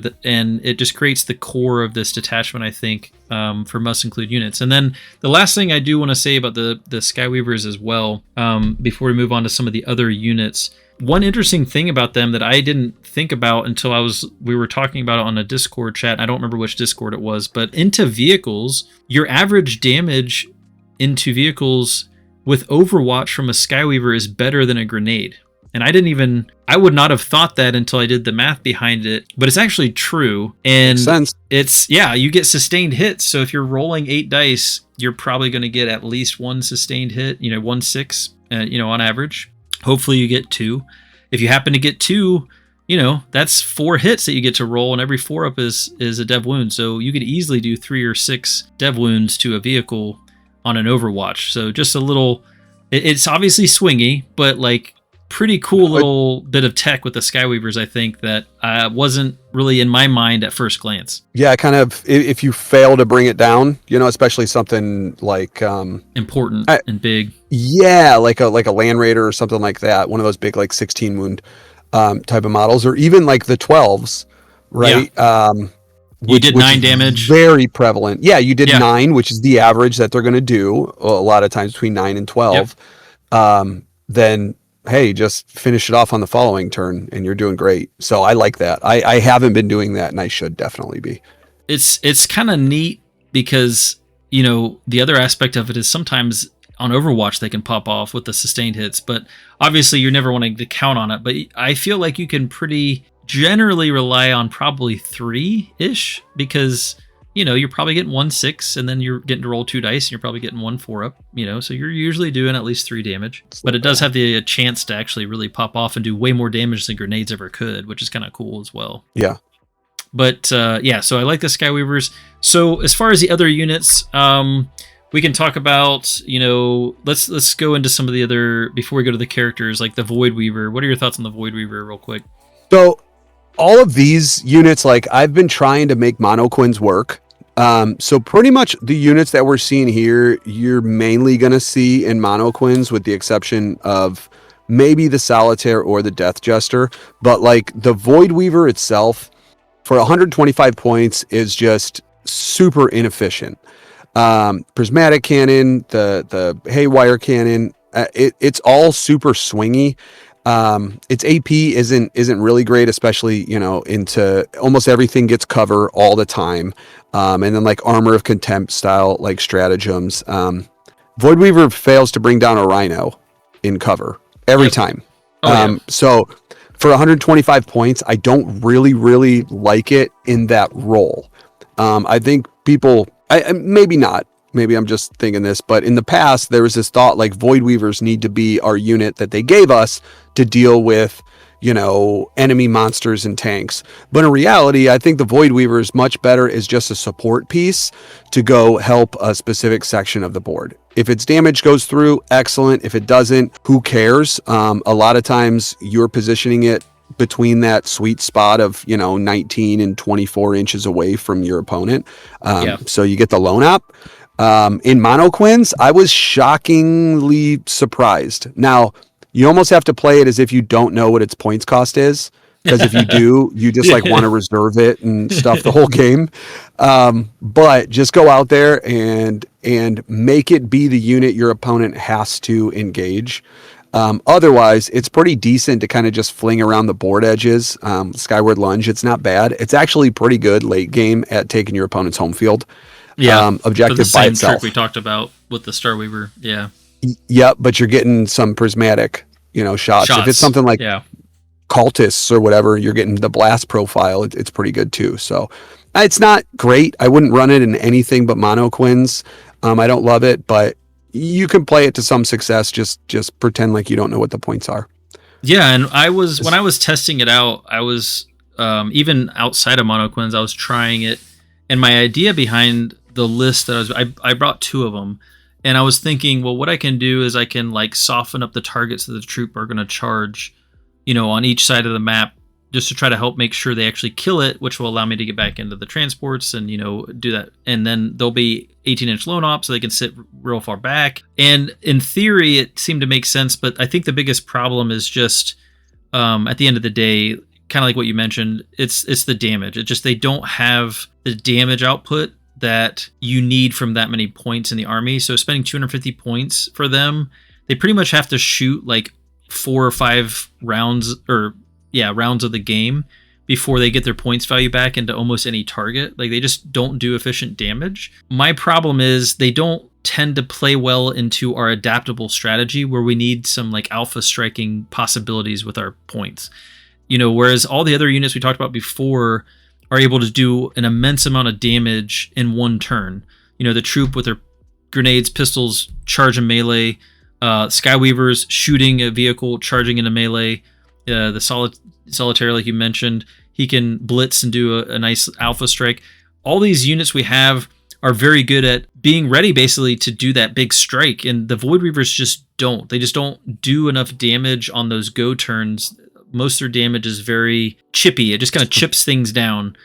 And that's all it's good at doing. And so for me, it doesn't fit my idea of how my list has kind of evolved to where I want that flexibility to be able to have my units go all in and not do just that little chipping, slow whittle the whole game, which is what they do. It's just support piece. Like it's not bad in Mono Quins when you're running it as a support piece for your Skyweavers. That little extra damage that they put in lets the Skyweavers utilize Weaver's Coil a lot more efficiently, which is fine, which is awesome, and it lets you kind of get your two-mans a little bit more meaningful in some of those engagements too. So that's all it is. It's just meant to soften some targets and just be a nuisance on the mid board. It is nice having that 18-inch lone op. In the late game, if you kind of saved one on the midfield objective, especially if your opponent's bringing like an uppy down style of army, like Centurions and stuff like that, where you kind of screen out the board and then they want to take cheeky angles to get to the mid board. And you're like, no, I'm sorry, this Voidweaver, it's good. Like that's the only like real circumstance I've been like, okay, let's get it. But that's the main deal. Otherwise, like Shadowseer is kind of cool. I like to think of the Shadowseer as nothing but making a unit a pretty good rapid ingress threat. If you kind of think like Drukhari, when they like to bring in their Hellions to a certain section of the board, like that's kind of cool. You can kind of do that with the Shadowseer in that brick if you really wanted to bring it down somewhere, but because you got to bring it down on a board edge, it makes the lone up a little bit more meaningful. But then you're rapid ingressing it, then you have to spend CP and advance and charge, and then you're probably going to want to use like Fangs of Brood or something like that on it.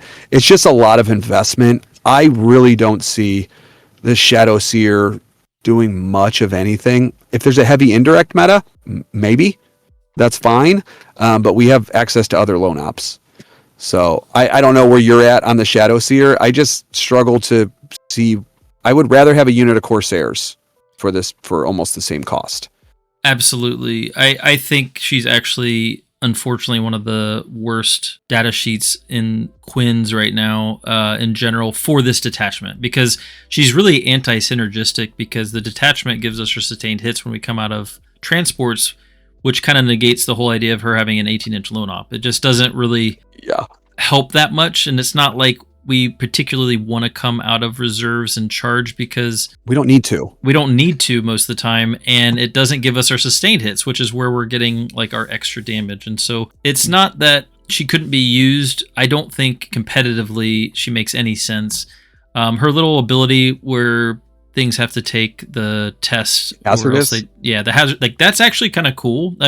When I played her in Ghost a little bit, it was kind of fun to like throw her unit into multiple units and then make them all take hazardous tests. But outside of kind of a good laugh, like I think right now she's just unfortunately really bad, probably one of the worst data sheets that we have, which really is a bummer, because I love the model and I really wish she had some really cool abilities to go along with like how powerful she should be. But unfortunately right now I think she's something I would never take in a truly competitive list myself. I will say, if I had to give her a job, it would probably be to put the enhancement, the key enhancement, to give like scout move, and just allow a unit to have scout inside of a Starweaver and then go attack something. That she's one of our cheapest characters, so that's how you could actually get that and get it on something and then send it out there. That's really like trying to find a use for her, because her damage isn't that good, so you're kind of spending points on something that's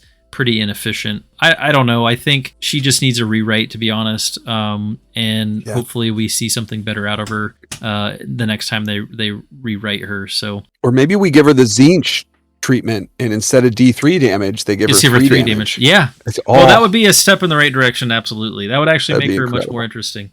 Death Jester, what are your thoughts on the Death Jester? You're going to hate me. I love the Death Jester. And I love the Death Jester, not because he does anything at any point in the game, like contribute to the fight or anything like that. Sometimes he pops off, but I generally play the Death Jester when I'm trying to get enough units in and I can't quite afford the Solitaire. The Death Jester, for me, is just this perfect piece to aggravate your opponent all game. Stand him on a midfield objective, like your natural expansion, and just like aggravate your opponent to come out and deal with him. And it generally takes a good bit of time. So like if you're on like terrain layout 1, for example, which I love Yeah. this for, regardless of where the objective is, he can always touch it and reactive move back behind the wall. Yeah. So it's just like super aggravating to make it happen. But generally, he just stands around and does like cleanse or recover assets or scores primary. But most of the time, my Death Jester probably scores, I want to say 15 to 20 points a game. Oh, wow. Just being a lone op.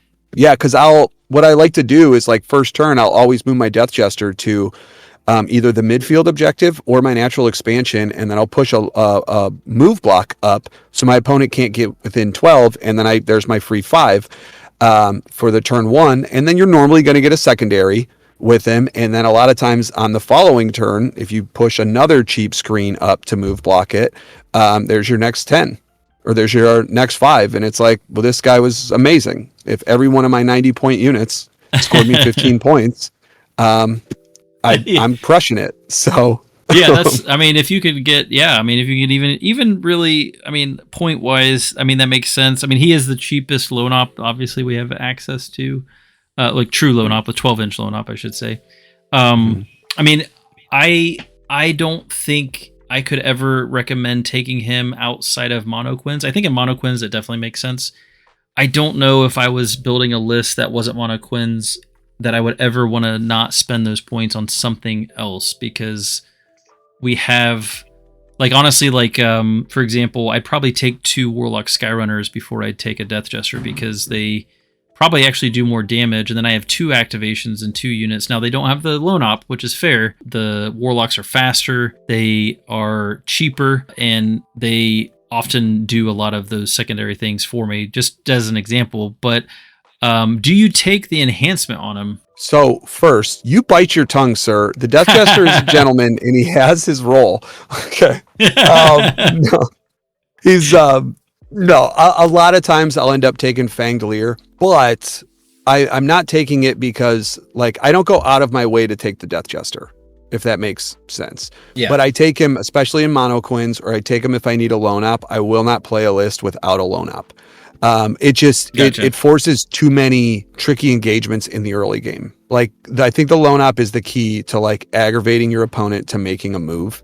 So that's it. He can do nothing. But Fangolier sometimes is pretty solid. I think it's sustain 3, precision, or ignores cover, right?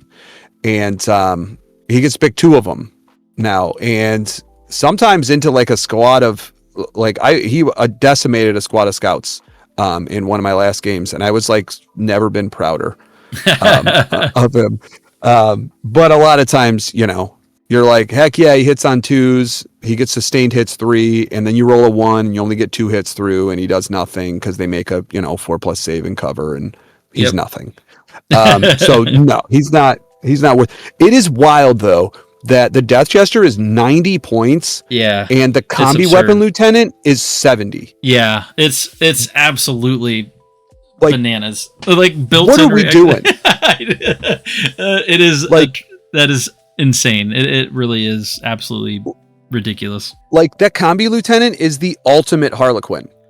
Right. Like, yeah, built-in reactive move. Like, please. Everything that he does, like anti-infantry, 1 damage, just like what? He's got a Harlequin special weapon. Yeah. Like sustain. He's a Harlequin. Yeah. But I'm stuck with this gentleman standing on objectives for 20 more points. And I love the Death Jester's model. I really wish he was better. I just can never get over the lack of damage that he does now. Ever since and the thing that annoys me a bit about the current rendition of the characters in general is that I don't understand why the Solitaire doesn't have dev wounds. I don't understand why.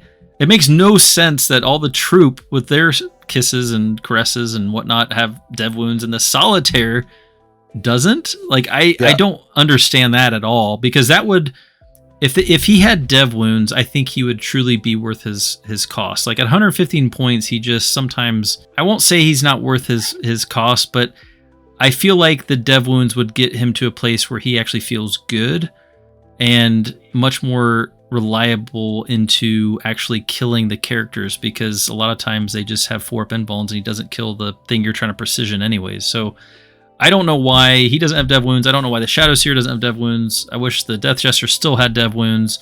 If he had dev wounds and again, a step in a direction that would make him feel so much better. Yeah, I love the Solitaire and I hate the Solitaire like simultaneously.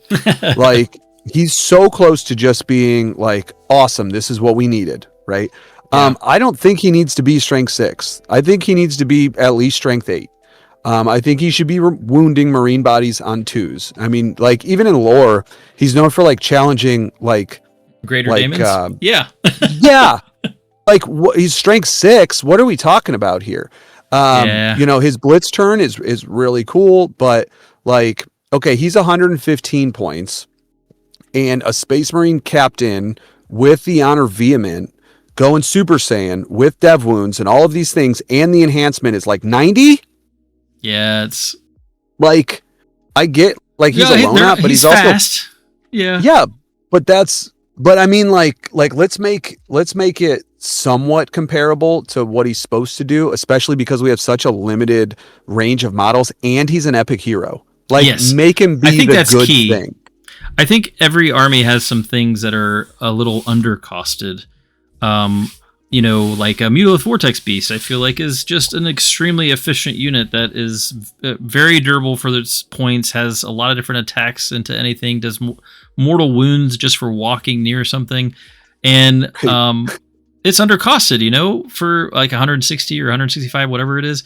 I wish we had something that felt like that, and I would love for the Solitaire, because we can only take one of it.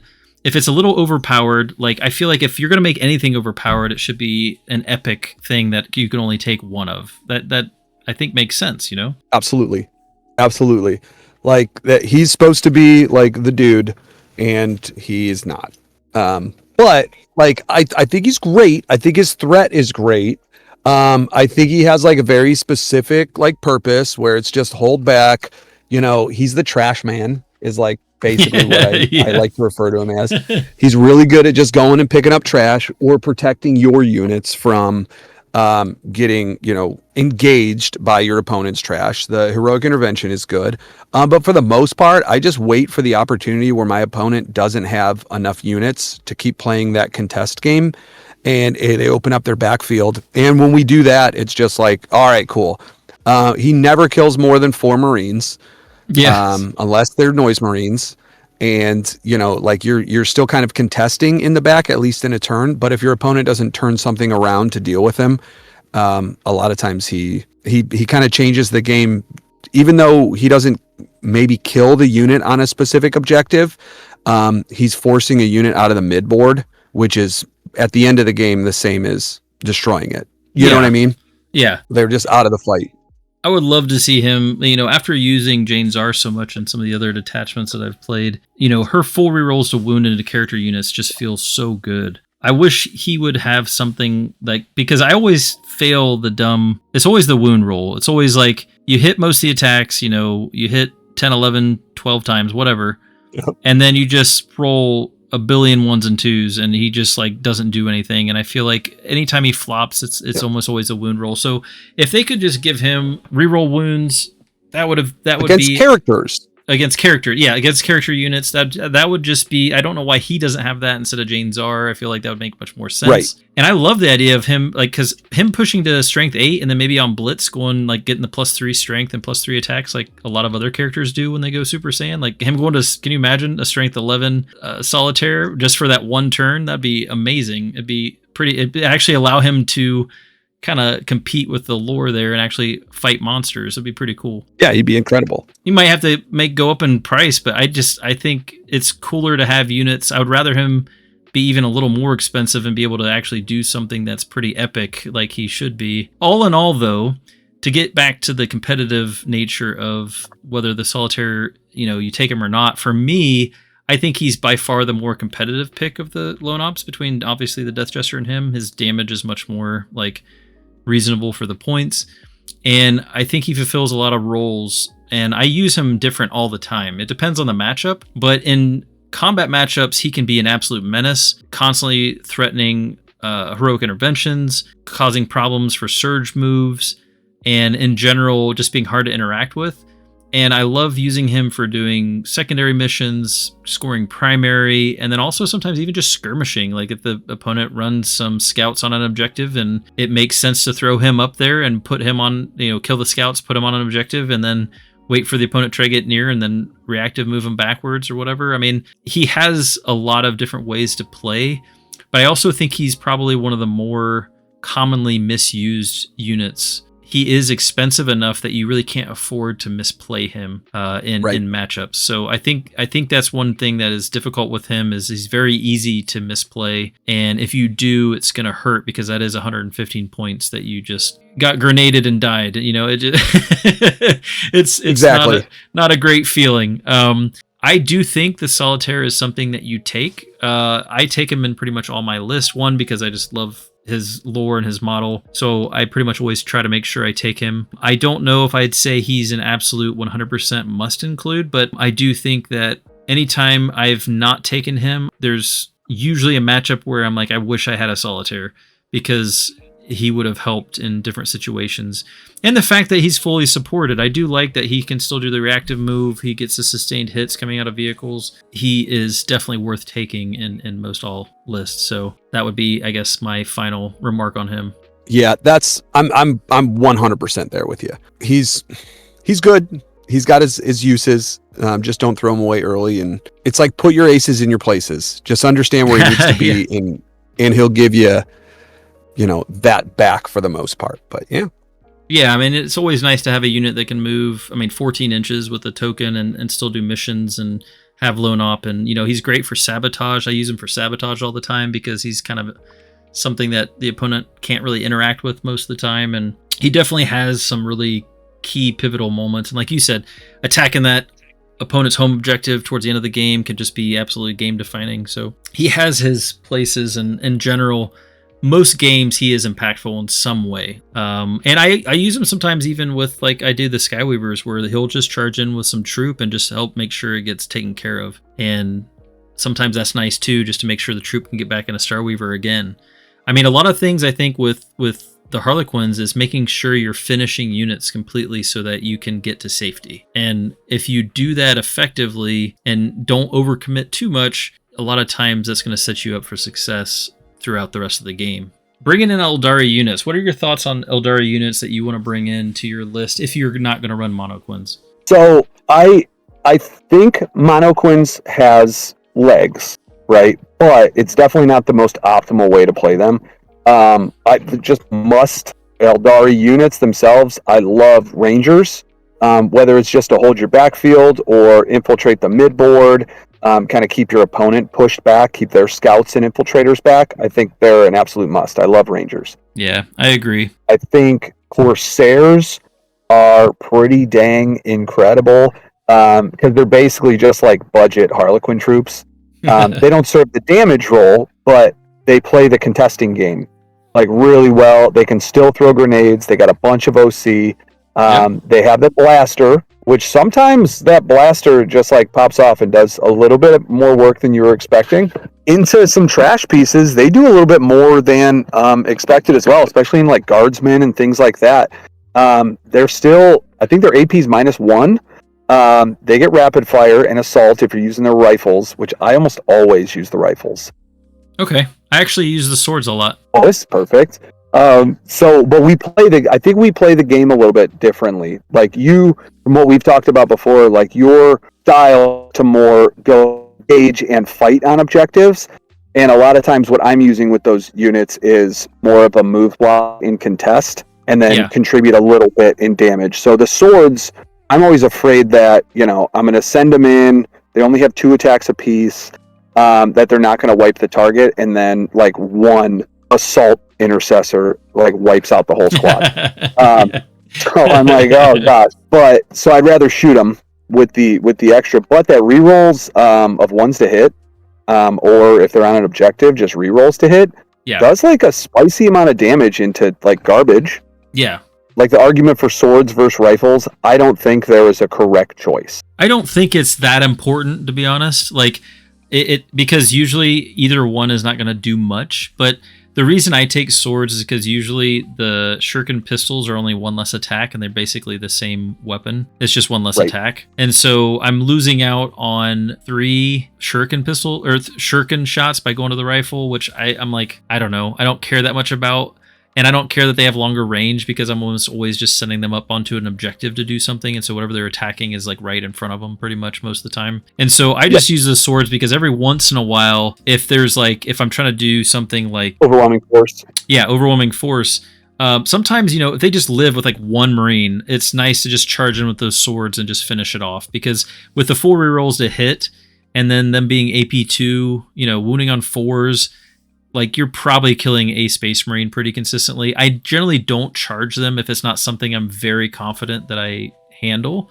So I just take the swords just as that kind of backup, just in case they have like a model or maybe a couple guardsmen or something that I have a good comfort in the math that I'm going to go ahead and take it off the objective. And so, but I don't think it's that important whether you use rifles or swords because most of the time, a lot of times I don't even charge them in. They literally just go up, they throw a grenade, they shoot a blaster, a Nero pistol, and then they just stand on the objective. But just having the flexibility to sometimes charge them in, or when the opponent charges me, like if, get charged later and 1 or 2 live and just attacking with power swords, sometimes it feels at least good to sometimes do some damage, so that's why I take swords. But I don't think there's any like particular like, oh, you have to run this way or that way. But in general though, Corsairs, I think they're very good. I've actually dropped them out of my most recent list, but that was because I wanted to make room for another Falcon. Real spicy pick. Yes. Okay. Well, yes. And then actually, another spicy pick, but I wanted to make room for some other things and I wanted to try to fit in. I was trying out Falcons. Because I think Falcons are, for me at this time, I think at least 1 Falcon is an absolute staple part of my list. Like, I don't think I will run this detachment right now, like the way it is right now. I don't think I would run it without 1 Falcon just because of the incredible flexibility and the damage that a Troupe Master and Troupe coming out of a Falcon does is just, it's like its own special thing. I mean, there's very few things that stand up well to Troupe Master Troupe coming out of a Falcon with full rerolls to wound. Absolutely. No, it is like the ultimate problem solver unit is how I kind of like to imagine those. So it's like, the Falcon is incredible, especially with, your Troupe Masters coming in it. If you get multiple uses out of the Falcon though, it's really, really solid. Like if you can reload it with some troops. Yep.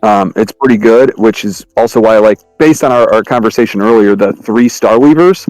Yep. Because I know a lot of times you want to be launching, potentially a bare bones unit out of the Falcon, maybe early on to go jump onto an objective if that's something you wanted, or the Starweaver, it doesn't matter.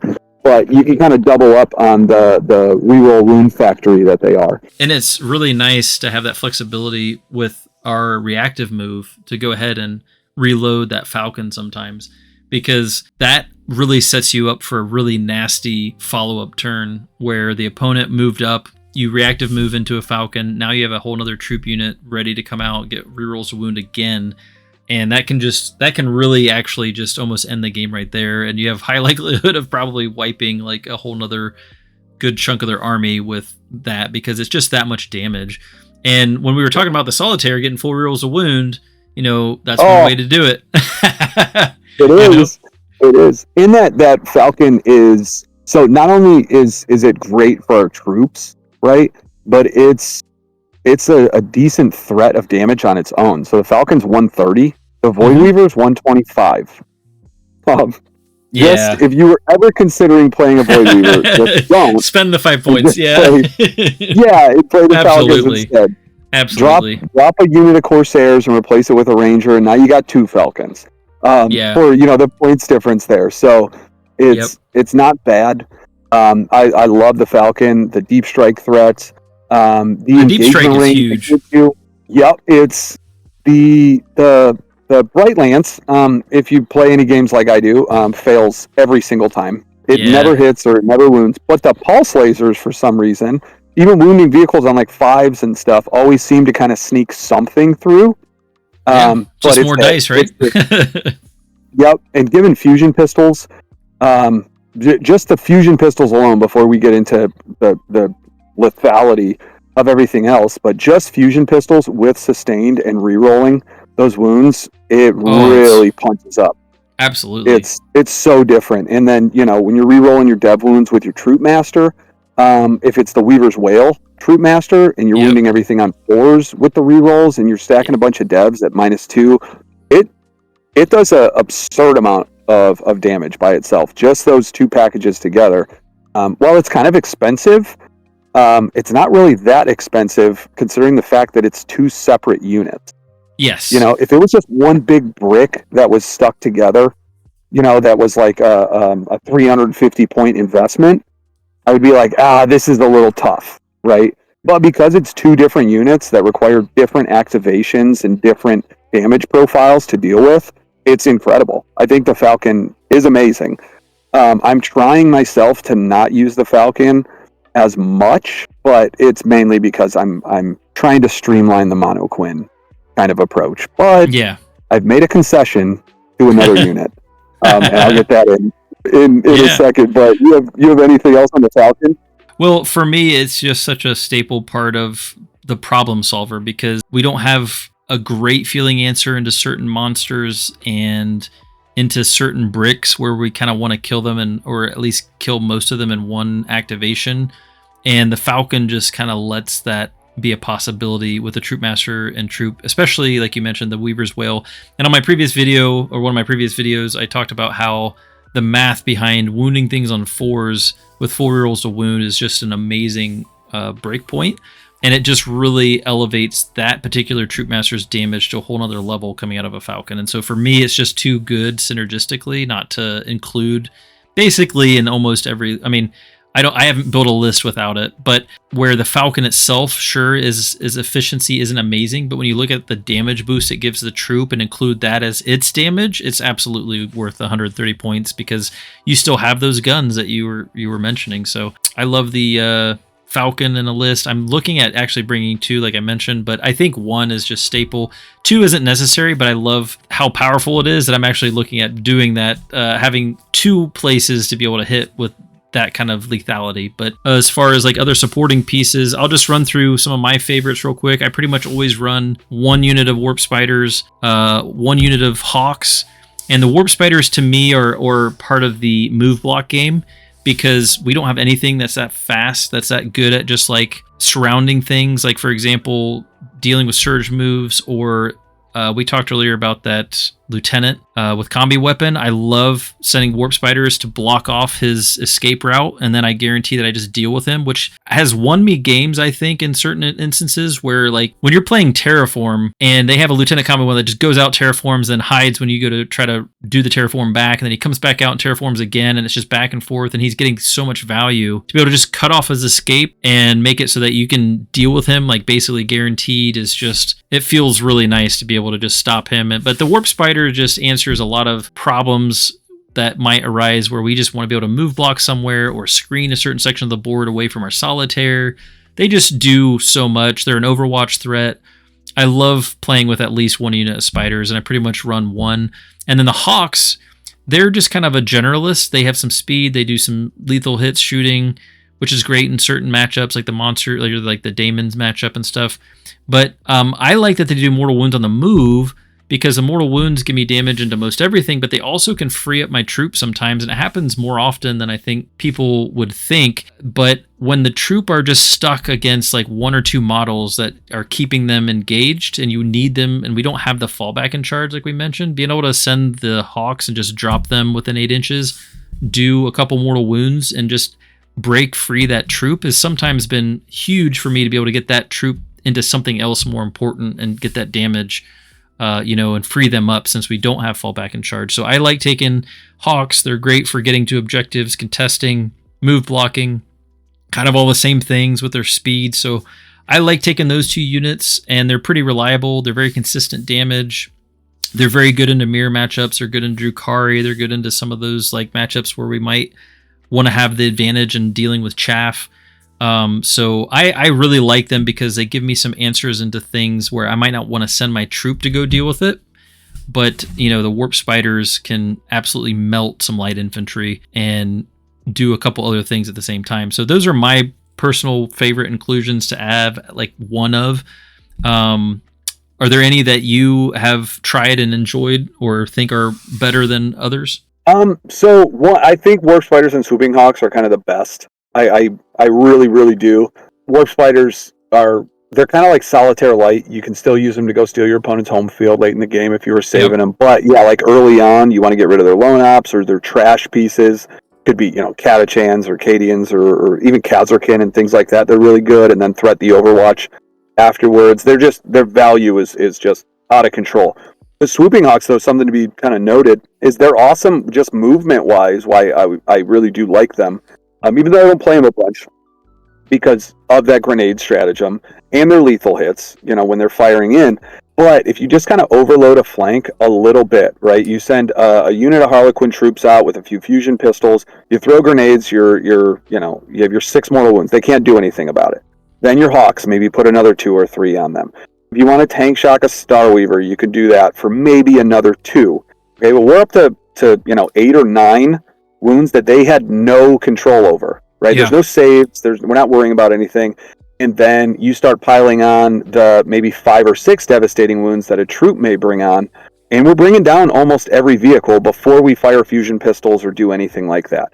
These are just like very simple averages. In the Swooping Hawks, while they didn't do a ton there, they skewed the math so heavily in our favor that they're amazing. It's just that support piece. So I do like that you can just be like, all right, here's a Vindicator. All I have is trash over here. I have a bare bones Starweaver and a basic unit of Harlequin troops. I'm going to send the Swooping Hawks over here, and guess what? We killed it. Yeah. So it's pretty cool. Like if they have a 3-up save and they're not getting cover, and you can throw that token on the Exarch with Hawk's Talon to give it, it's got AP2 and you can get both of them to go through. I mean, they'll do chip damage into anything. Basically, I send them into most anything that doesn't have a 2-up save. But things that have 2-up saves, you do mortal wounds again. Absolutely, just have some great chip damage into most anything, and their speed. And in general, that's again why I like the Warp Spiders too. Like taking things that allow you just to attack any point on the board pretty much with as much of your forces as possible, just to kind of make sure you're clearing it up, I think is just so important. And these units just help you do that. Yeah, just the mobility. I think that's a crucial part to just Harlequins in general, is because not any unit does anything like just absolutely decimate something, minus the kind of Falcon Troop Master combo or the Harlequin like brick. Everything else is just kind of like a team style of play, so being able to relocate them anywhere is awesome. So I love that. I love Shroud Runners. They're cheaper than Swooping Hawks. They rush light infantry, which is really nice. Yeah. But most importantly, they have that scout move that allows them to get, all the way into our opponent's deployment zone early on for like an early turn move block. If I'm going to enact that strategy. If I get turn 1, I know exactly what they're doing. If I get bottom of the turn, then I can just kind of move them to safety, and then I can use them as kind of an assist piece. I can use them as a screen, to keep out deep strikes, or I can use them to start buffing all of, the Starweavers and everything like that, so their -1 AP actually like comes into play. So Shroud Runners are actually just point value. Her like wound and movement and utility for me is incredible. I'm hoping that the new Skyweavers, the Corsairs, kind of compete with them in that spot. Based on everything I've seen, it looks like they may be able to get like a fusion gun and a fusion pistol. If they get a fusion gun and a fusion pistol, and they have a 12-inch move with a scout, and they're said to have a reactive move as well, I don't care if they don't do anything else. Like that unit will probably take the Shroud Runners role. That one's pretty solid. And then what I've been messing with recently, I only have 2 games with them, is I'm bringing back Fire Dragons. I don't know if they're necessary, but I got a little nervous with all this Catan spam, and the margins for our troop are really tight, right? Like we should be able to bring them down, but if we get scammed a little bit or they roll a few too many feel no pains or something like that, then it's all bad. And when we're relying on like trying to get through a fusion pistol to kind of break it open, that's rough. Sometimes you throw grenades too and you don't get anything through. So I went for Fire Dragons. When I was playing Ghosts of the Webway, I felt like they were a must because we needed something to punch into heavy targets. Yeah. But now, because we get the bonuses to get out of the transports, I have been a pretty big proponent of the big Troupe brick, right? So if I'm going to be bringing a Wave Serpent anyway, Fire Dragons kind of make just 2 units of 5 like a pretty simple, I don't want to say an auto include, but they fit the theme a little bit more. So most armies now, whether it's Marines or Catan or Death Guard or anything, or demons, they're all bringing monsters, Tyranids, and that is something that we have an issue with, and some high value targets. Not an issue for like Falcon Troop, but everything else. So I'm like, I don't think there's a bad matchup for the Fire Dragons, and I won't spoil my next game, but they did way more than I anticipated them doing. It almost ruined it. It almost ruined the game so early that I don't even know if I can put it up because they were out of control. Well, that happens for sure with them. It does. Sometimes they miss one more save than they should, and it turns into 8 or 9 damage, and it flips the whole script of a game. Yeah. So it's one of those things that you just never with Fire. I've used Fire Dragons a lot, and sometimes they'll just do their thing and they obliterate the thing in front of them way more than they should, and then other times you did like 4 damage and you're like, wow, that was not good. They're less swingy though. I mean, they're more consistent than a lot of our other stuff, obviously, with all the rerolls. What really gets them sometimes is just those 4-up invulns. It's just like sometimes the 4-up invulns hurt and the opponent makes more than they should. The reason that I didn't go to them right away in the current meta was partly because of just the deliverability of them is difficult, or more difficult than it used to be in some senses. But it's also like Scintillating Legion. I was thinking about them, and their ability to re-roll their save rolls is just crazy because it gets really hard to get fusion guns through those. But that's only one matchup. But I think in general, though, the Fire Dragons could definitely make sense in a list. I don't think you could go wrong by taking them because, like you said, pretty much every army is going to have something that they're going to like to shoot at. And so I don't think you're going to go wrong. You just have to make sure that, of course, you're getting them positioned correctly and are able to get them into the fight in a way that they're going to be impactful. But I don't think that it's too hard to do that with Advance and Shoot, that they have. So with all the assault weapons. So that makes sense to me. Yeah. And Shroud Runners are very good. I wish I could fit them in my list. It's just that the list that I'm building right now, I'm still preferring like a unit of Hawks and a unit of Spiders over the Shroud Runners. But if I had just a bit more points, one of the lists I tried recently, I dropped because of the weird points I was at. I actually dropped my Voidweavers and ran Shroud Runners instead, and they did great. So I totally think the Shroud Runners make sense, and their durability is like actually some of the best per point that we have in our codex. I mean, they're 9 wounds, stealth, 5-up invuln. I mean, they're very durable for Eldar units. For Eldar, they're shockingly durable, and depending on what you're shooting into, their volume of fire is not bad either for 3 points. I mean, it's still a bunch of strength 5. 18 shots, and then your 3 ranger rifles, and every once in a while, with sustained, and sometimes you get lucky, and you're like, oh, I killed a Space Marine with a rifle.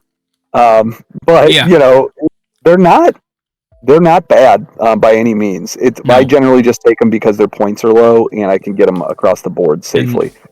In some matchups, they are actually quite amazing because the ability for them to take out, as you said, light infantry is pretty phenomenal. So in certain matchups, they can actually really carry their weight. If you're going into certain Tyranid matchups or Guard or Drukhari, they'll melt other Eldar units like completely. Like Troupe would hate to get hit by the Shroud Runners. So they have a pretty interesting kind of different weapon that we don't have really anywhere else in the list. So I think they're pretty interesting to include. So I kind of agree with you. Yeah, there's something about them. Especially into like big like Necron warrior bricks, right, where they're still like 4+ saves. Now they're gonna regenerate a bunch of them at one of these phases, right? Yep. But being able to bring them down enough, even if after they regenerate it's just like 3 or 4 guys that are missing from that squad, lets a troop brick just one-shot that unit. Yeah. The margin is like so tight, but you know, if you fail to kill, like if you kill all of them but one, magically there's like 14, 15 the next turn. Yeah, all of a sudden. It's so aggravating. So that's actually, Necrons are the biggest reason that I've decided that I want to try Fire Dragons, and why I'm really liking Shroud Runners, but I like them for kind of everything. But those dragons, I think I play them a little bit different than what most people would do, because they're not the focal point of the army. They're just a support piece. And I play them a little bit more aggressively than I would anything else. So I'll actually throw out Fire Dragons like a unit of Corsairs. I will use them to destroy whatever it is, as long as it's more than their 120 points and I stole an objective. I'm like super happy about it. I just got to get them into the right targets. Because everything else, because they're Harlequins, everything else can kind of just finish it off, right? If something's at like under 10 wounds or 7, I'm okay with a troop going in. Yeah. Right. Yeah. I think that makes total sense with the Fire Dragons, because have that flexibility of how you use them, and using them as that kind of like one shot, go up and just go kill that thing. It's really important. I think concept for the game, actually, kind of going back to concepts, is just understanding the priority of what you're trying to accomplish with that unit. And Fire Dragons are a unit elimination piece that usually have a specific job or a specific unit that you're trying to deal with them, whether it's something that has like a 2-up save, or just like a monster vehicle that generally you would struggle to deal with quickly or efficiently. And knowing that, and just understanding that, you're probably going to lose the Fire Dragons that next turn, but if they did their job, I mean, that's all you can ask of them.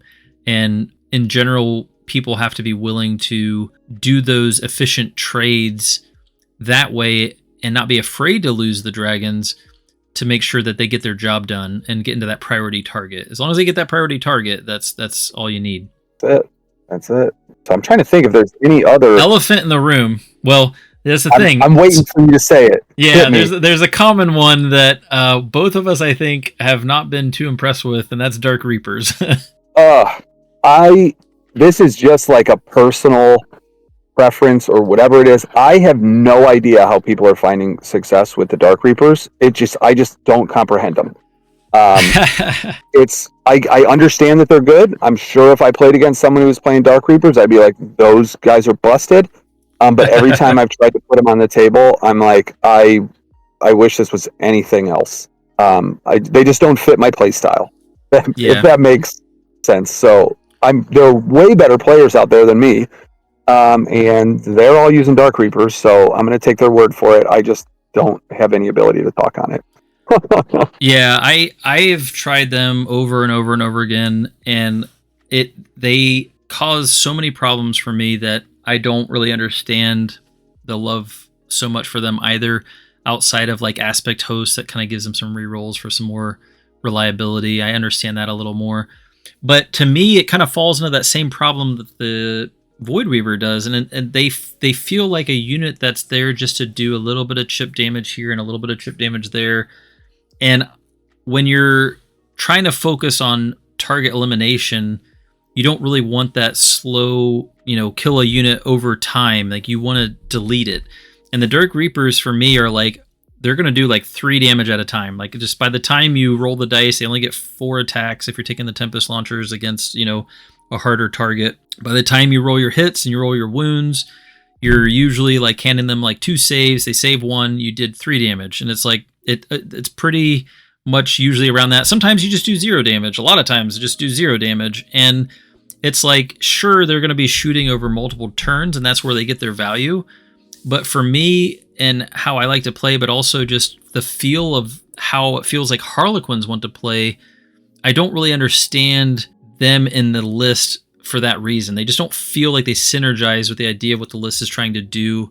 They're slower, and even though they have long range, especially if you're playing on certain boards, the lines of sight can be a little tough for them to always get into the fight that you want them to get into.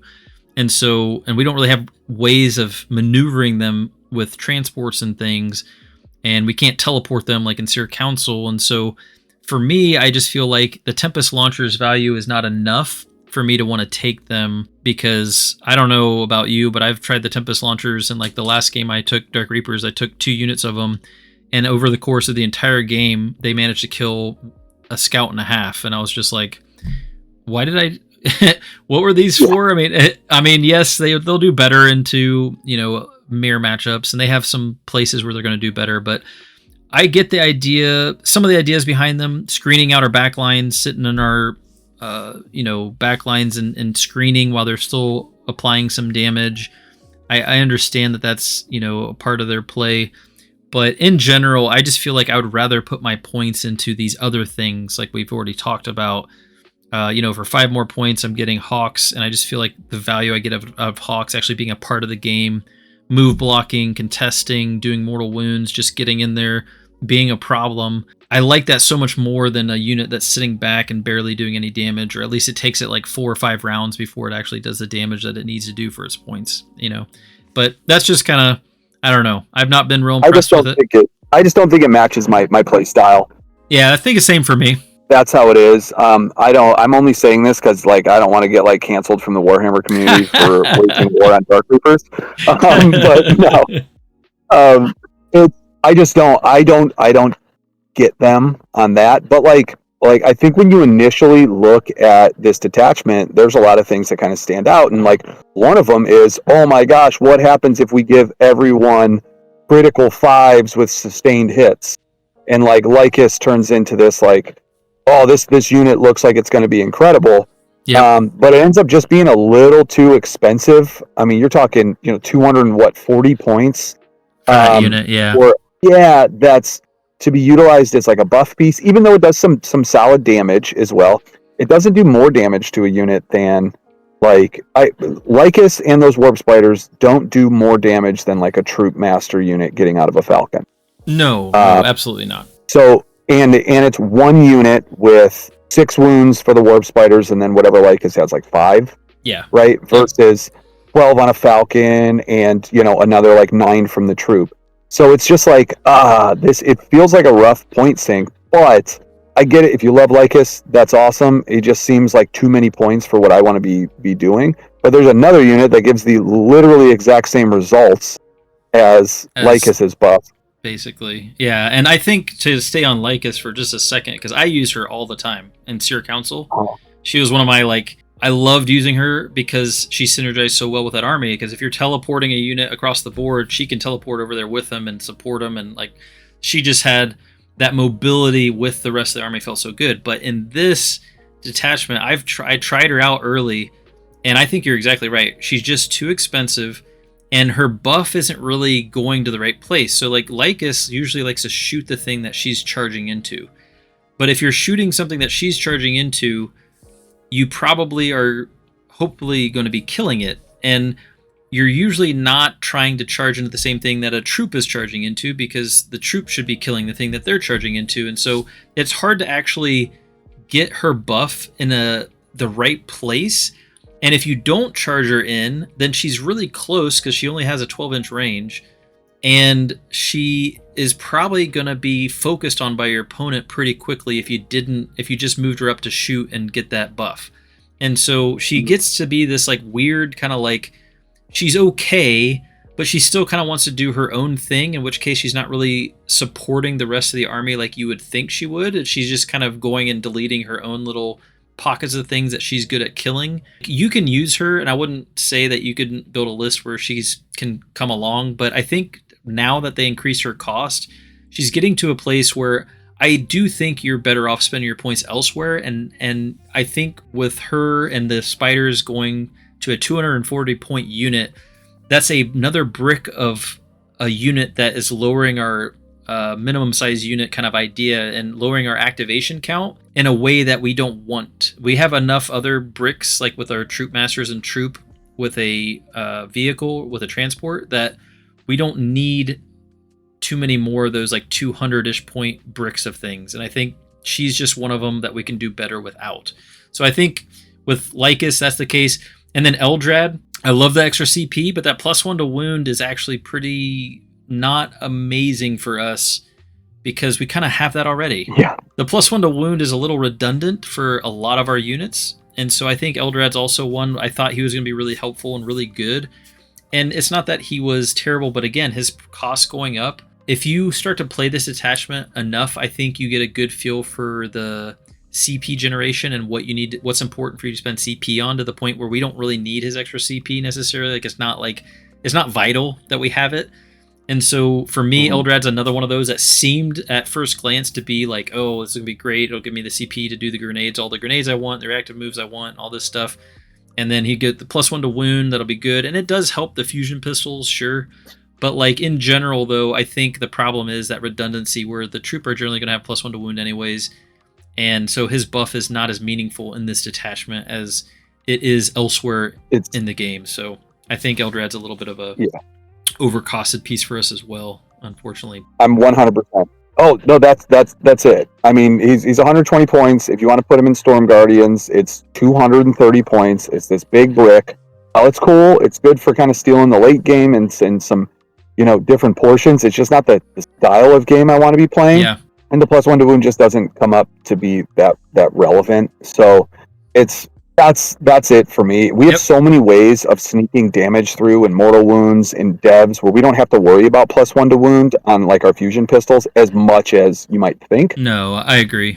He's just too expensive as kind of a damage piece on and that. If you send him out there to do the +1 to wound, your opponent's probably going to go pick him off anyways. And there's 120, and he does like he himself does like no damage. So like the Mind War is sadly a joke in almost all cases. I think I've had it do something like 1 out of 20 games. Like yeah, I like Eldritch Storm better than Mind War. I do. Yes, I agree. And actually, you mentioned Storm Guardians.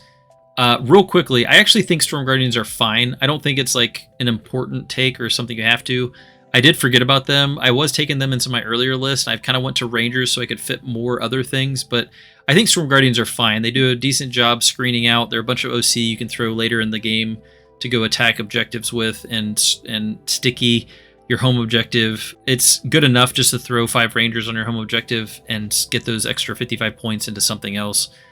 Personally, but I do think Storm Guardians are fine if that's something that people have and they want to play with this. I think that totally fits, and you just need something to sit on your home objective, and with 11 models you can actually screen out a nice portion of your deployment zone. So I did want to, when you mentioned them, I forgot about them. That's another Aeldari unit that does just fine working along with them, but not like a pivotal piece. Yeah. Going into the one that you were mentioning, for me is, I think, kind of a spicy take. I know, and you kind of mentioned a buff that is basically equivalent to Lycus and is almost half the price.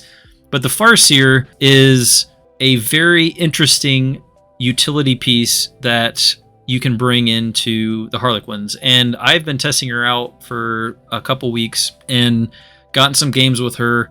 And I have to say, for me, she's right now something that I'm going to be bringing in my list going forward, because what she brings to the table for the army is actually extremely impactful, I think, for her points. For 70 points, +1 to hit is just so useful for basically every unit that we bring that we've talked about, outside of like the Solitaire and kind of the Troupe Masters. But even with them, sometimes the opponent will have -1 to hit, or they'll have stealth, and it still helps a bit. There's the Satan, the Deceiver Catan Shard guy that has like stealth, helps your fusion pistols, hit better. Even the Troupe Masters fusion pistols. So even with that, there's marginal cases, but in general, she's basically giving your whole army a 25% damage boost. And when you're getting a 25% damage boost from sustained hits, and you're getting another 25% damage boost from a Farseer's +1 to hit, oh my gosh, the damage is just so good. And it feels, importantly, I would say even more so, it just feels so reliable. And not hitting all those 1s and 2s, and now you're only failing on 1s, just is a whole different level of reliability, to where your troop, you get 20 attacks with your regular little troop guys and 25 with the lead player, and you're usually converting 25 attacks because you get the sustained hits on 6s and you're hitting on 2s. Like, you're pretty much converting all those attacks. So that's 25 chances now to get your dev wounds. It feels so good. And then when you apply the full rerolls to wound coming out of Falcon, it gets even crazier. So the damage combinations just really start to go through the roof with her. And for me, she kind of unlocks Skyweavers, because I was very down on Skyweavers for the first couple weeks of playing this detachment. I kept trying them out, and they just kept on flopping and doing terrible.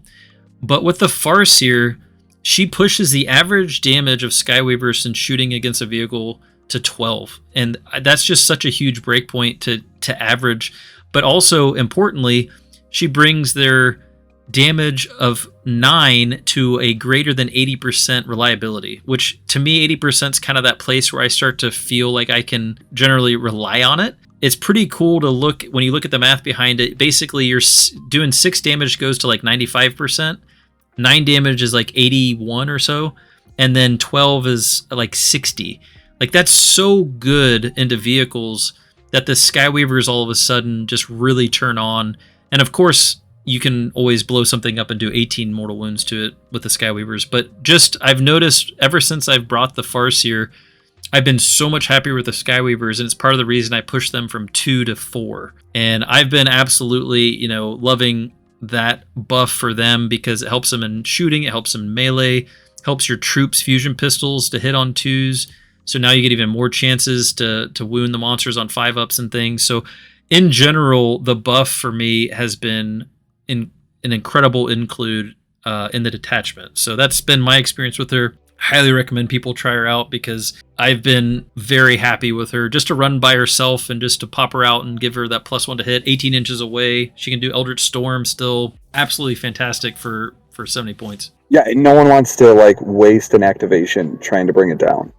Yeah. Afterwards, which is so funny. A lot of times she'll just stand out there in the open and just keep going. It's kind of funny, but when you do the, you're heavy into the Falcons. I am pretty big into the Troupe brick and the Wave Serpent, and you could put 11 in the Serpent and a Farseer. Yeah. And that unit getting out with 55 attacks, re-rolling 1s with +1 to wound, and hitting on 2s. Sustained hits, yeah. Wild. Yeah, it's gonna do something. I mean, just math-wise, it's before anyone rolls any saves, it's what, 5 to 12 devastating wounds? Yeah, if you're doing 50-some attacks and they all convert, I mean, that's, yeah. Yeah, sometimes you spike just a little bit, you roll more 6s than you need, and then you're also, hopefully, if you're throwing grenades or whatever it is, or if you're shooting your fusion pistols and all of your neuro pistols, which are actually way better than I think a lot give them credit for, those neuros. Yeah, they're great. Yep. You're like, okay, well, I one-shot Silent King, or the Catan or something, and it's like, oh, how much was that unit? You're like 190 points coming out of that Wave Serpent behind a wall. Yeah, and I think that it's something that just helps so much, kind of like the opposite of Eldrad, where Eldrad is a little bit redundant. Like that +1 to hit basically just helps everything. It helps your, when I take Falcons, I mean the Pulse Lasers and the Bright Lance actually, I can't tell you how many times I've rolled a 2 on my Bright Lance trying to hit something. And just across the board, your Swooping Hawks, I mean, basically everything outside of Warp Spiders, of course, that +1 to hit is just such a benefit that for me, it makes me feel much more comfortable actually accomplishing what I was planning on destroying with my units. Like if I need to destroy that big monster and the math is close, it's like I have a 50-60% chance to do it. It's like, boom, +1 to hit. That usually is going to shove that up to 80% or 75-80%, and all of a sudden I feel much better that it's actually going to happen, and I'm not going to leave some big monster on 1 or 2 wounds, because that's the worst thing for us is if we leave these big monsters or these big bricks of stuff and they just survive enough and they hit us back. That's where we can lose a lot of our value when we don't actually finish something off. So for me, it's just been an absolute positive include in the list. It's made a lot of the units feel significantly better. And if I was going to say there was one, spicy pick that I didn't really consider when I first was looking at list building, that I think is actually a great include, that is my number one, kind of came out of left field and was like, wow, this is way better than I was even expecting from the experience I've had with it. So I definitely recommend it. In secret pack, everyone's got their Shadowseers on the on the shelf. Yeah. Same base size. Yeah. All right. So put your Shadowseer on the table. There you go. And just run it with Farseer rules. Yeah, it's a Farseer. And we're winning. Yeah. Just a cooler looking Farseer, right? That's it. I love that pick. Something on what you mentioned with the big brick. So when I was looking at the math, the big bricks versus like the Troop Master and Troop coming out of a Falcon, the big bricks generally, like, it's very close. The math actually of damage that they do into things is, into certain things, the big brick does a little chunk better. I think especially against like light infantry, obviously just the number of attacks. But when you start getting to the higher toughness things, it gets actually really close between the big brick and the Falcon, Troop Master, and Troop. You do get the value of the big brick. It is going to do generally a little bit more damage, but you are spending, you know, a good chunk more points for the big brick and the Wave Serpent. Generally speaking, it depends on, well, if you lead it with a Troop Master as well, of course. This is assuming you bring a Troop Master along with them. Nope.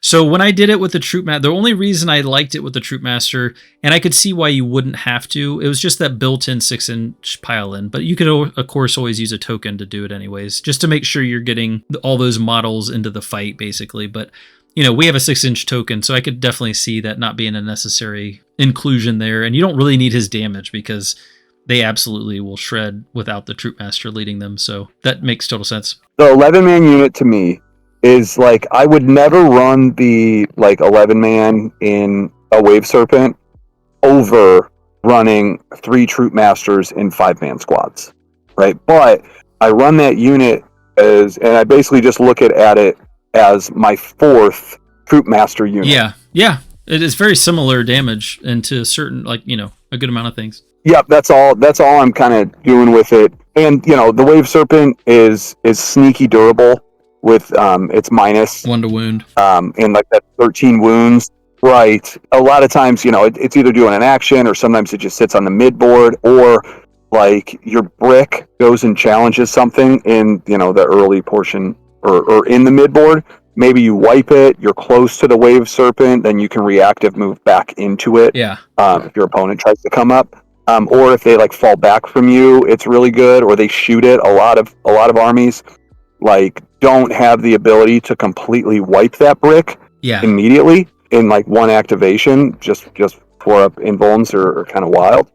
And then sometimes you just reactive move it back and it's like 4 fusion pistols. Yes, I was going to say, actually, that was my, when I was testing it, I loved when that brick always ended up being basically like a bunch of fusion pistols running around. Just a murder. Yeah, a little tiny squad of like 4 dudes with fusion pistols and 1 power sword and then like the other blades, you know. It is kind of cool to have that. And when I was leading with the Troop Master, you know, you're literally running around with 5 fusion pistols. It was kind of funny. Like I that is an interesting aspect of that brick, is usually their durability does allow them to actually kind of survive a hit back, and then you end up with just a bunch of fusion pistols running around, which is an interesting aspect of them. Can you imagine that Starweaver with 5 fusion pistols open top, yeah, just firing into everything?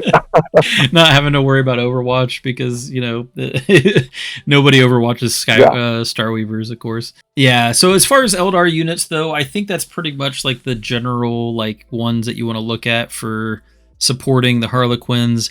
I'm sure there's other little things here and there. I mean, of course, you can find support with some of the other things, but I think in general, that's the main ones. I don't think you would generally want the Howling Banshees because it's a little bit too redundant, but they do have the fights first. But, you know, I would rather have the Solitaire because he just fits the detachment better. He gets more bonuses from the detachment than just taking a vanilla Howling Banshee unit. So I think in general, that's pretty much what we're looking at for support for the Harlequins, in my opinion. As far as lists, you know, since we're kind of like talking about units and lists and things, if I had to put a ratio, I pretty much always am doing the Solitaire 3 Troop Masters. That's like my basic character list. And then lately I've been adding that Farseer. So that's not a lot of points, but you're talking about what, 225, 3... 40, about 400 points. So I'm sitting at about 20% of my list as characters. And then, you know, the rest is a mixture of damage. A lot of it's damage, but I mean, I do throw in, lately I've been doing like 3 Ranger squads because I'm absolutely there with you on Rangers kind of being a pivotal part. You need those infiltrators. They're cheap, nice mission doers and screening and move blocking and all that. So running a lot of those. I would probably say I have another 20% of like just activation units to do secondaries, move blocking, and that kind of stuff. And then the other 60% is probably like, the troop and the damaging stuff. I don't know. How are your lists kind of, do they kind of break out kind of similar, or do you go a little bit heavier into some? Yeah. So when I was first kind of getting into this, I was a little apprehensive on what the damage was going to be able to be. I was running a lot more kind of just dedicated trash pieces to just play the contest and move block game. But now that I'm getting a lot more familiar with Serpent's Brood, I realize I don't need to play as much of the move block game that we had to play in Ghosts. I don't have to contest as much because we can wipe out units now. Generally, I like if I have 18 units, for example, like 4 of them are going to be just dedicated trash pieces. Yeah. Rangers, Corsairs, it might be 2 units of Rangers and 2 units of Shroud Runners. Basically anything sub like 80 points feels like a just a trash, I don't care what happens to this unit type of piece. Yeah. But 4 or 5 of those units, the character spot, it's always the 3 Troop Master, and then I'll always play a Lone Up. Yeah. I would prefer it to be the Solitaire. Otherwise, I'd like to have like a few hammer style units. Like, I don't mean just Troupe and Starweavers. While those are great, I consider the Troop Master with the whale a hammer, even if he is in a Starweaver. I like either a brick or a couple falcons, and then everything else is this kind of in between. Can either be a support role or it can assist in damage, and those would be things like Skyweavers, for example, right? So the 4-man Skyweaver unit, you can consider it kind of a brick. It is a threat, like a anvil to a lot of our opponents' vehicles, so that's fine. It kind of serves that purpose. Yeah. But generally, you want 3 or 4 just anvils, and the rest I would flex, and then at least 4 to 5 dedicated trash pieces. Yeah, and I think running, having the Troop Masters kind of end up being your real heavy hitters, just regardless of whether they're coming out of Falcons or Starweavers, they're hitting pretty hard, and out of Falcons are hitting like quite hard. The Skyweavers for me are kind of another damage brick, but of course it is a little matchup dependent. So you have a little bit of flexibility with them. Like if the opponent's running a lot of vehicles, then they're going to be something I consider kind of one of my, I am going to be a little more careful with them and try to make sure I get some good value if I'm running into a lot of vehicles, because they're just so efficient into vehicles, especially like I mentioned with that +1 to hit. They can do some work. In general, I feel like the Troop, what I love about this attachment is like the Troop to me just feels so, adaptable, where they really are damage pieces, but they're also like cheap enough to really be kind of like that skirmish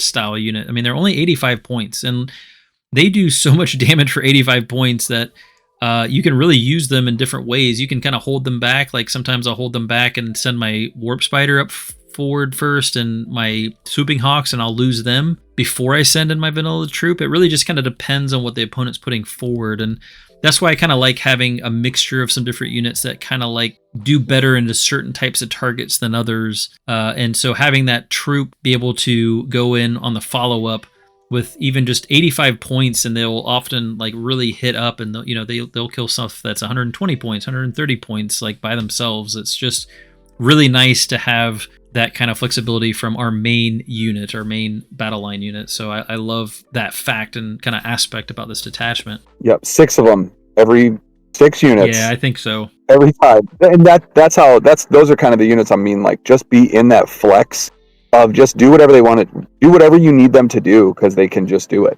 3 Troop Masters, Own Op. My cores of every list are 3 Starweavers, 3 Troop Masters, 6 units of Troop, and a Lone Op. Yeah. Everything That's else, the starting point. Kind of like, just sprinkle the taste and figure out at least one Ranger, probably 2. I would probably say a Ranger's kind of a core. I don't think I really run lists without 1 unit of Rangers. That's true as well. I don't think I have any with less than 2. Yeah, they're pretty good and pretty important for, I think, the way you kind of want to play this detachment. And the OC, the Voidweavers were something I was always bringing, but I didn't really have much of an issue with the OC to where I felt like I had to have the Voidweavers. So that's been pretty neat. When it comes into a lot of the matchups, anything that doesn't have the fly keyword, I think we have a really strong matchup into, just in general, because we can steal a few turns of points. Just easy move blocks. We don't have to dedicate a ton of resources. and we get to force them to play kind of our game. We have enough trash pieces that we can throw them away in the early game, but still have a ton of damage to clap back. So I would say armies like Custodes comes to mind, right? Yeah, I agree. A bunch of land raiders or just slow slogging style armies. I think we're pretty great into as well. Along that same line, like anything utilizing a bunch of elite infantry, we pretty much gobble them up. The fusion pistols are amazing. The fusion pistols are incredible, and then the devastating wounds. So as well as -1 to hit on us in return. So a lot of these like really expensive models, right? It doesn't matter what it is. Could be Sanguinary Guard, Custodian Guard, be 8-bound or Terminators, whatever it is. They're paying to be able to hit you on a 2+. When you move that math down to a 3, and then you're saving on 4s regardless of how great their profiles are. Yeah, they're paying in their points for those incredible weapons, and nothing matters to Harlequins. Everything has a 4+ invuln. Everything's for the most part 1 wound, except for our characters. And we have this ability to just scam our opponents at any point. And then again, the fusion pistols just do so much work. So yeah, I'm hesitant on something like a World Eater side of things, but all of my matchups into World Eaters, whether they throw everything at me or they try to be real cagey, I've come out pretty decent. I'd say our favorables would come down to slow elite armies, or those that kind of have to kind of slog up the board.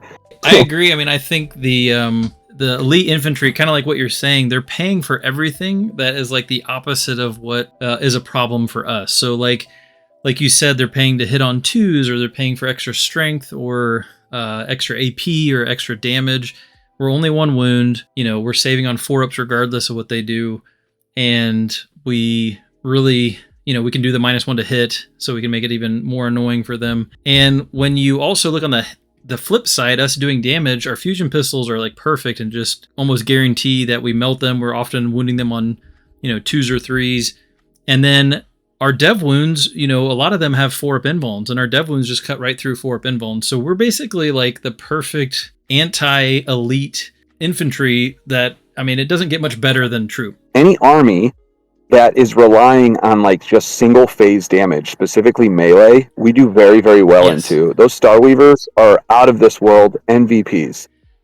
When your opponent has to try to engage your troop by eating through Falcons or Starweavers or Wave Serpents, it just means at the end of that turn, when it switches over to yours, your entire army gets to crash into them. Yeah. And it's not good, given that we have great profiles into that anyway. So yeah, I agree. I think Custodes is good. I think World Eaters, it seems like it'd be a tough matchup because of all the tricks they have in melee and how difficult they can, fight on death and sustained hits. And really, because they're a 1-phase army, I think like you're saying, I have not struggled against them either. And I think in general, we really just kind of crush through things like them and Death Guard. We just do really well into those slower elite things. And the nice thing for us right now is in the meta, there's a lot of that kind of elite bricks of stuff. Even the factions that don't normally take as elite things, like Space Marines, the Victrix, we're actually probably one of the better, we have probably some of the best units to deal with Victrix out of a lot of factions. We are really sitting in kind of an interesting place when it comes to the meta. And the Catan, I think we actually have one of the best units in the Catan as well. So it's really kind of an interesting matchup. I think that the Necron one is kind of interesting. What are your thoughts on Necrons? Necrons, I think, are tricky. I think if it's just all Catan, I think we're relatively decent into them, especially, there's not a high volume of shots they're putting in with things like a Nightbringer and all of that into Starweavers. So sometimes they're forced to engage with those if they don't, kind of get lucky enough. But it's the Necrons matchups where they are relying on the Warrior bricks or the Wraith bricks and a bunch of out of phase Resurrect that makes me nervous about them. Yeah. It's not really the Catan. It's the Warrior brick, because we don't have many resources to dive into it. if we bring it down, but we had to dedicate like 3 of our units to do it, and then we're right in our opponent's face with, you know, like a Silent King or Nightbringers or the not Void Dragon. No one plays Void Dragon. The Deceiver and whatever, they are going to wipe out whatever we left afterwards. So that seems a little tricky, but I'll have to kind of play around with it. That's my biggest reason I play that Troupe brick is the Warriors. But otherwise, I think we're okay. I just got a game against Necrons, and it was way better for Harlequins than I thought it was going to be. But that may be because of Fire Dragons.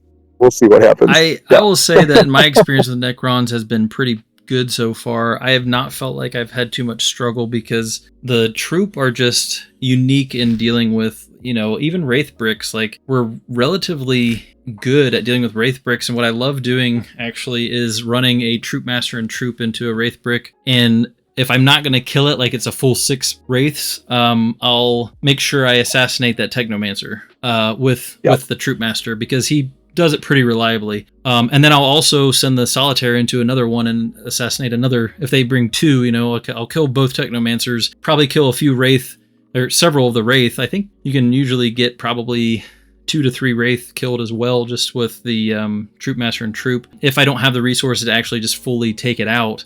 And while it is annoying that they're going to resurrect some, without the Technomancer, they're not nearly as annoying to deal with the 5-up Feel No Pains and things like that. So I've not had too much issue with them. And you can also just try to ignore one of their durability bricks and just focus on the other stuff, and it usually works out pretty good. But I don't think it's necessarily as easy as like some of the other matchups we were talking about before, but I don't think it's a terrible matchup though. No, I think there's I don't think it's awful. I think it's close to the 50-50 if our opponent knows like really what they're doing. Yeah. Especially if they're just contan spamming it. Right. I think we're almost better off if they do, depending on how you build your list. If they have more Catan. Oh, I'm hoping that they do. I think when I set up my game, my opponent was like, I'm just trying all the Catan, we're just running this. It was every Catan and a Silent King and then like some trash pieces. Yeah. And I was like, oh, thank you, God. Yeah. This just felt so much, like there was so much relief. I think a bigger concern is like 2 Catan. If they have 2 Catan and a whole bunch of things behind it, that's where it gets a little bit more, I think, of a difficult I'm more afraid of Awakened. I'm more afraid of Awakened Dynasty, the one that resurrects characters and has all the out-of-phase stuff, than the other ones. But yeah, hopefully we stick here. But I think they're fine. I think there's some matchups that are kind of hit or miss, but something kind of real nice about Harlequins is we have game into, I really truly feel like everything. Yeah.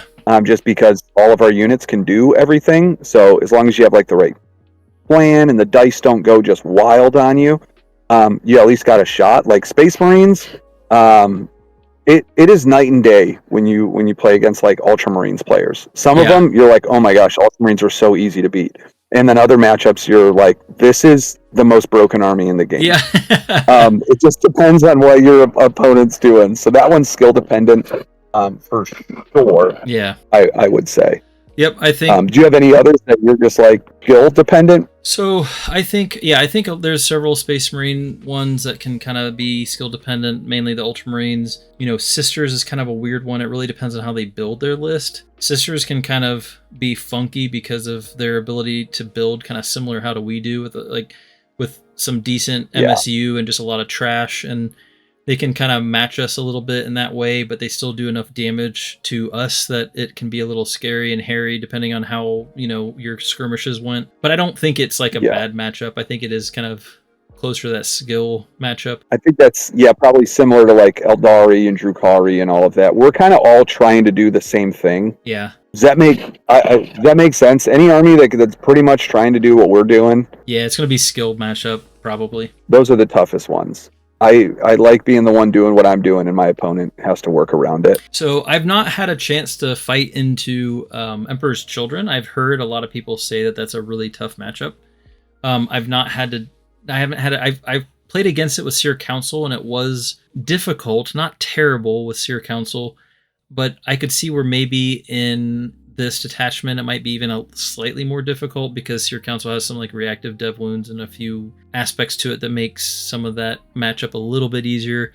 -2 inch to charge on our bricks with the warlocks and things like that. So flip side of it is that they still are generally going to have to deal with the fact that we're inside of Starweavers, which is going to be a bit annoying for them. So I'm not 100% sure. I don't know if you've played against them yet, but to me it seems like maybe that's one that's like either skill or maybe slightly difficult. We might have a little bit of a hill to climb against them, but I don't know. I haven't played it. Yeah, I am 2-1 into Emperor's Children. And the one game that I lost was actually in Serpent's Brood. I actually took him out with Ghosts of the Webway twice, but I don't know. The Solitaire runs ragged into Noise Marines. Yeah. So he's incredible. And then you can resurrect and go from there. So that may have been a determining factor. Their threat ranges are real long, so it makes it real kind of tough for us to play the game we want to play. But at the same time, they don't have a ton of shooting unless they're positioning their Noise Marines to start busting Starweavers ahead of time. Yeah. And the Demon Princes are amazing. A lot of times they just wipe a unit of troops before they even attack. Yep. And they can bust into something else. But if you catch them playing like the typical coterie game where they want to like throw out a couple pieces early on to get their buffs up, that's exactly what we want. You can just clap in with everything and just start like wiping a flank, and then re-embark, and you just it's a bloodbath for sure. But I think I don't know where to score EC. Yeah. I wish I did.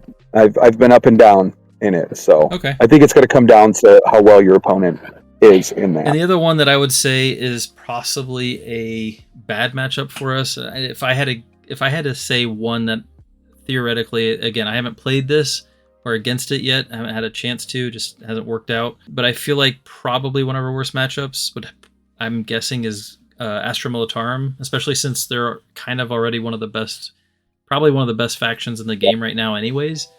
And I think they just have a lot of things that we don't like to see on the other side of the table, with indirect, lots of OC, plenty of chaff, and then a lot of really good damage behind that chaff. And I think that's exactly kind of like what we don't want to have to deal with. Right. They have a lot of really great Overwatch. Yeah. They're a little tough to kind of like wrap my mind around.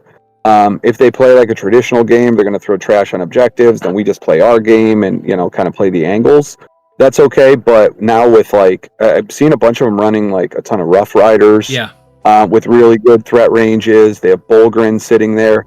What ends up happening in my mind is, we have units that have to deal with things like Rogaldorns, right, in their tanks, and those are like troop masters getting out of Falcons and bricks. And our Skyweavers. Well, those are also the same units. Yeah, those units are also the same units that have to deal with Bullgrin now. Yes, right. So we don't really have great turns where we can just go, all right, everyone's got their targets, let's move in and make it happen.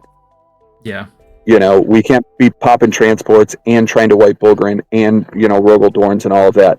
So it's just it seems like a much more drawn out kind of grind them out game, and anything that looks at our Harlequin troops, if they're not in a Starweaver, are dead. Yes. Yeah. Right. I mean, unless they're firing everything else, but like regular like Catachan like jungle fighters with flamers are bringing down our troops. Scary. Yeah, it's funny how sometimes the most basic of our opponent's units are actually some of the scariest when it comes to actually just taking our troop out. Basic intercessors are like the bane of my existence. I'm like, you stay on your home field all game and I'll be happy. Yeah, I think that one is a tough one. I would really have to dive into that matchup, but on paper at least, it doesn't. On paper, it seems rough. Really great. The other one that I've noticed is difficult to play, and this probably goes more towards a skill matchup. I don't know if part of me just feels like it is a difficult matchup because of the bolters, but I think Grey Knights is actually another one maybe when I think about it that might be a little bit of a challenge, because everything they have, especially if they go infantry heavy, if they start bringing the Dread Knights, we don't mind those at all. We rip through Dread Knights and we're actually really efficient into Dread Knights, but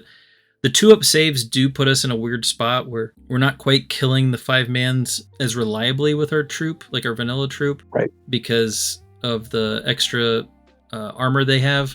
And if they do get to hit us back, I mean, their melee is pretty respectable. It's not it's not that it's super high volume, but it is strength 6, and so they're wounding us on 2s.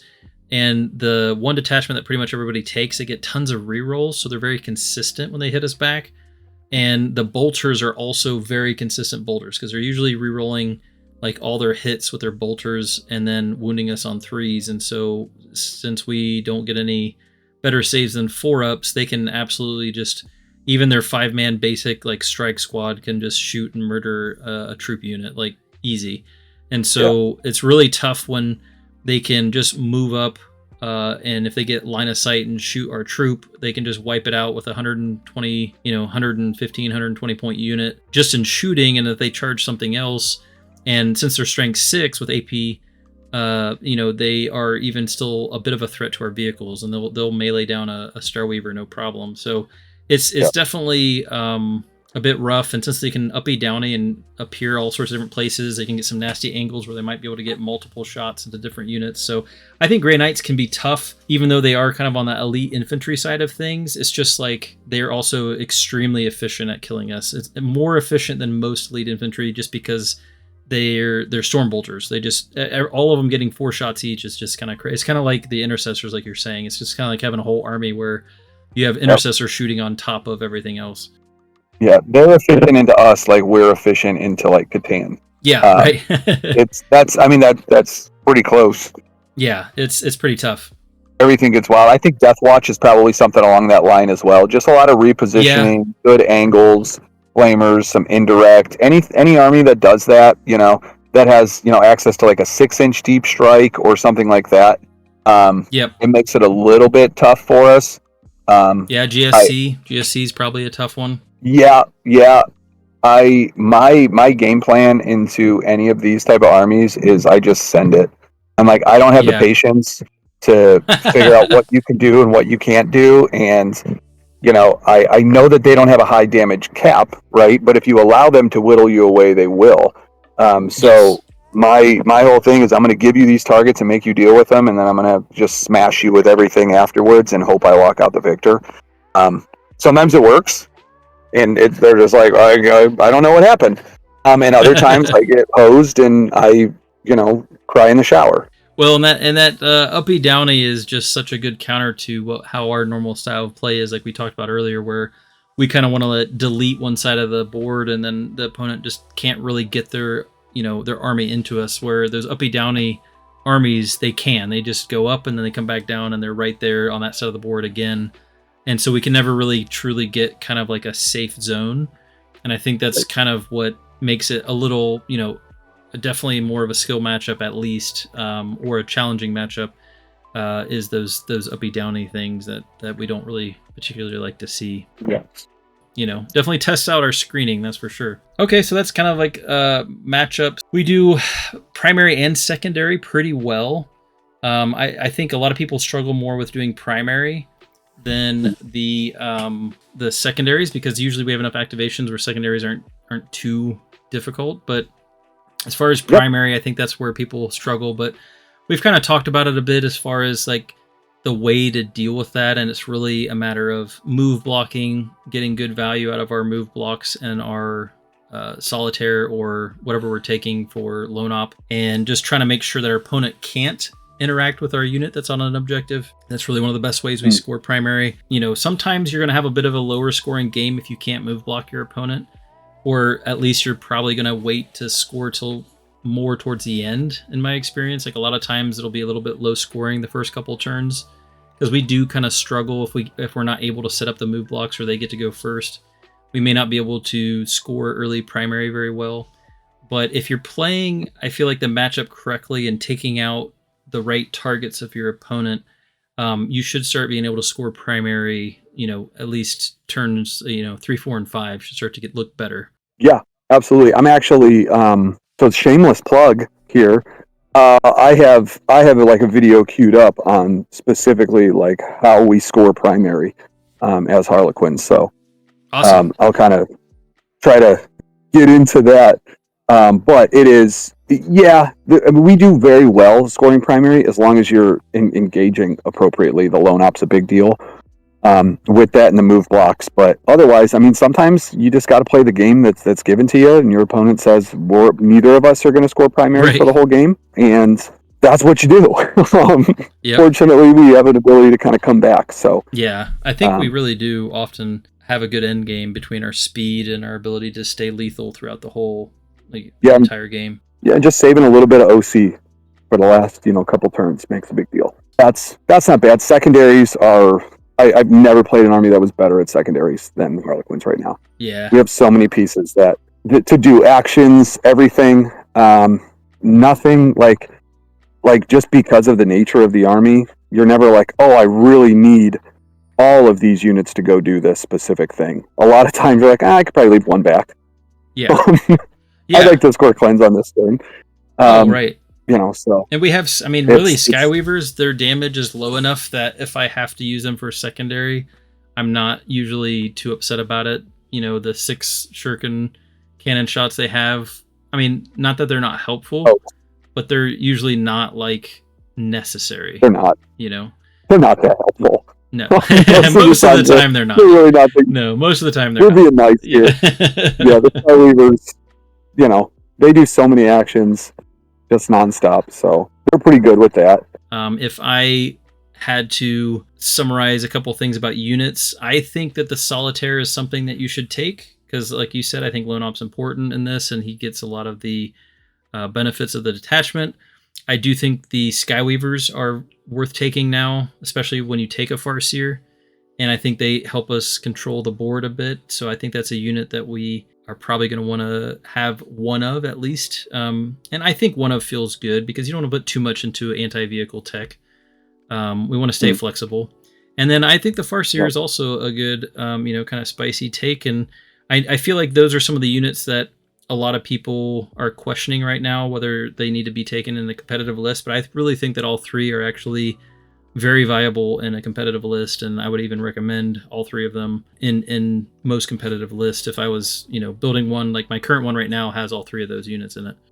I think overall the Harlequins just in general are an extremely just well-rounded, good army. It'll come down to how familiar you are with your army and what your opponent's doing to find a good amount of success, right? It's not an easy army by any means. I don't think this being the first army you get into is going to give you a really great idea of what Warhammer is. I think playing other armies first allows you to play Harlequins better, if that makes sense. Understanding, the logistics behind playing the game, how you score primary, the way the turns kind of play out, the interactions of trading. Once you get how a normal army, or relatively normal, if that even exists in Warhammer now, but a relatively kind of streamlined army plays, then you have a lot more actionable plans that you can put out there. So I think they have legs into the entire meta right now. I don't think that there are any just dead on, you only have to do this, you have to do this or you won't be successful types of units. I think that's the beauty of Harlequins. I think you could play a Troupe Brick. I think you can play multiple Falcons. I think you can play 3 Starweavers. I think you could play 6 Starweavers. Yeah. It all depends on kind of how you see the game. And that's what's kind of amazing about it. I think the difference is your game will come down to what extra pieces you want to put in. It's just that remaining 20% that you want to fill in with your army, and that'll determine, success in different matchups. Yeah. So you just can kind of cater to your specific meta.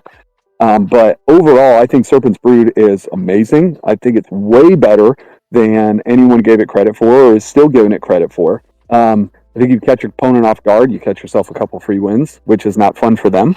But it's nice for you maybe in a tournament.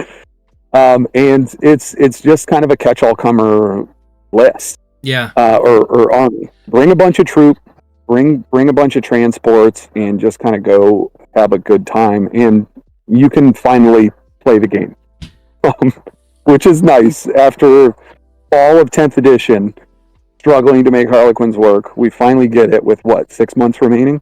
Right. Yeah. Right. To go from there. So I don't know. I'm loving them. I'm biased, but I think if more people played them, in more higher level players kind of jumped on this bandwagon just a little bit, you'd see the win rate start to go up. Yeah, and I mean, just echoing a little bit of what you're saying, from the beginning there, I think it is a detachment, and Aeldari in general is just not, I don't think, a great starter army for most people. But if you are getting started and you're trying to start with Aeldari because that's just the faction you love, which is what I did, just know that it is definitely a learning curve, and you're putting a little bit more of a learning curve in front of yourself, which is fine. But it is definitely something I would start with just the regular Eldar first before you go to Harlequins, because Harlequins just adds another layer of kind of difficulty over something like Aspect Host or Wind Riders or War Hosts. Aspect Host and War Hosts especially kind of being a little more straightforward to play to get started with. But I will say that if you play Harlequins after you kind of get the fundamentals of the game down, I think they will elevate you to a much better player pretty quickly, because you start to learn very quickly a lot about the fight phase, about how to deal with the different tempos of the game, and how to try to adapt to what your opponent's doing, but also keep control of the game yourself. And they just have a very, I'd say, unique way of forcing you to grow in those areas and understand them better. And as you get to know more about the game and about the other factions, you will start to play Harlequins better, because we have a lot of counters and ways to deal with different problems, but you just have to know those problems are coming, first of all. And so they are, I think, very competitive. I would put them as one of the top competitive detachments in our codex. I don't really see why they're not being looked at a little closer from some of the top competitive players, because I do think that, especially in this meta, when you look at the math and you look at what this detachment's capable of doing into the different things that are kind of coming out in the meta right now, I think we're in a really good spot. I mean, I don't know if I'd put us as a S tier, top army into like everything, compared to some of the other armies. Probably have some easier play into certain things. And that's the whole thing, right? Is like part of it is just the ease of winning those matchups. A lot of our games are going to be tough. Like, we're going to have to play smart. We're going to have to play well to win the game. Whereas there's other armies where you can probably win those games easier, which maybe that's, part of the reason why we don't see as many competitive players, because if you can lessen your, fatigue and your mental load, sometimes that's the difference between you winning games and not, is actually just not overcomplicating things, especially when you're on a time limit. But I think when it comes to just actual capability of the detachment and the units in it, I think we're sitting in a really good spot, and we can have play into, like you said, anything. And I definitely think, in my mind, we're sitting in the A tier of detachments in the game overall, because when it comes to just overall take all comers type of list, I think we're sitting in a really kind of neat spot right now. Cool. There's a lot of I think why we're not seeing it on the highest levels is because Harlequins don't do anything broken. It is just a whole army that does everything pretty well. And it's just not like the pick. Everyone's always going for the most busted units or at checks or whatever it is, and Harlequins just kind of sit there in the middle, and they're like, I can kind of deal with this pretty well, maybe. It's just not like a super attractive like pick because of that, but it does do, absolutely everything. And there's a really big bright side on this, is you don't have to remember a million rules and a million units and all of that. Right? It's half your army is the same. Yes, everything does everything. So once you kind of get that down, you start just seeing the game a different way. Like, oh, I don't need, these kind of ridiculous interactions or tech pieces or anything anymore. And it does, once you understand the game, simplify the game. It's one of the reasons I love playing like Monoquins right now. It's because it's like, all I can do is what I have on the table. Like, when you limit yourself and then you still find yourself winning games, it opens up like a different mindset. Yeah. So I think they're a blast. Oh, I think they're a blast. I'm so glad that, man, you are having a great time with them. When you reached out, I was like, oh, let's go. I've been getting so many like amazing comments in, the Discords and the chats, and it seems like people are picking them up again, and they're having so much more success. If you see like on any of the different discords or comment sections. Yeah. Everyone's posting their wins and their matchups and what they're doing and what's working. Yep. And out of all of the communities that I have seen across Warhammer in different rooms, this one is one of the most positive, just most incredible, like helpful communities out there. I will shout out my Discord here. Never once, outside of like someone's account getting hacked, has there been like a single issue. Everyone has kind of come in and just been like incredible. So yeah, if that's awesome. kind of the community you're looking for in Warhammer, like Harlequins is definitely the place to be. Yeah. The level of toxicity, despite being a bunch of like tricksters and murder clowns, is like zero. Yeah, So- I've felt the same thing in the different discords I've been a part of, and actually, I've already got the skeleton of a Discord put together. I'm going to be having a Discord as well, partly because of the coaching that I've been doing. I want to have a place to help people that I'm coaching and also allow them to kind of talk amongst each other and share experiences and games and things like that. So I'm going to be putting that together as well. So I'm excited for that, but that's, coming soon, not anything in the next week or two.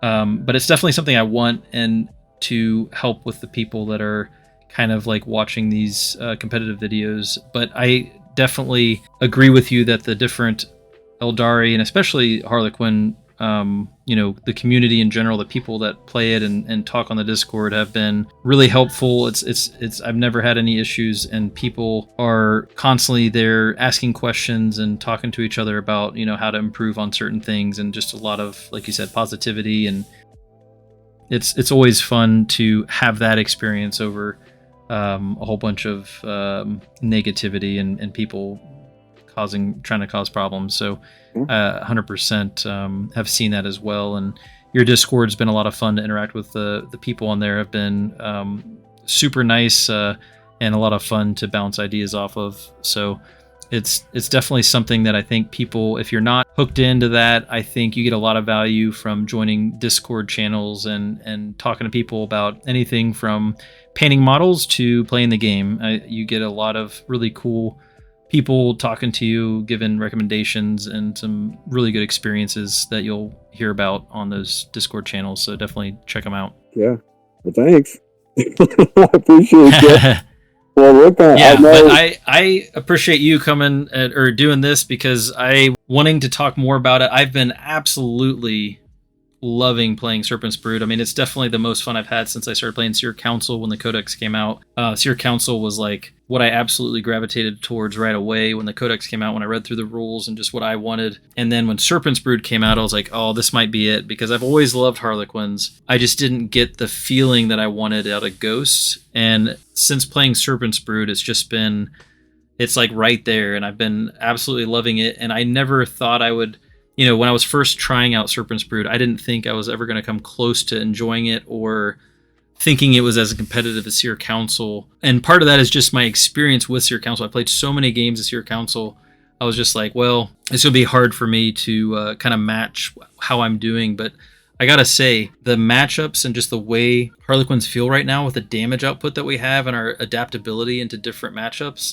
And in fact, lately, and it might be because I've just been playing them more lately, but lately I will say that the Serpent's Brood is kind of what I'm leaning towards. And so if that tells you anything, for the people that have been kind of following along for the past year on my channel, talking about some of the different Aeldari detachments, I think that says a lot about it, because I have been pretty diehard fan of Seer Council since the beginning, and still absolutely recommend that detachment too for people wanting to play competitively. I think it's still got a lot of legs into the competitive scene as well. But Serpent's Brood feels great. It's a completely different playstyle, though. It did take me like 5, 6, 7 games before I felt like I even had any kind of like good grounding of what I was trying to do with my lists and with the detachment. But once I kind of got the feel for it, oh man, it's getting harder and harder to want to test other things, because I'm still just trying to really nail down my final, like, what feels like the most competitive list to me. And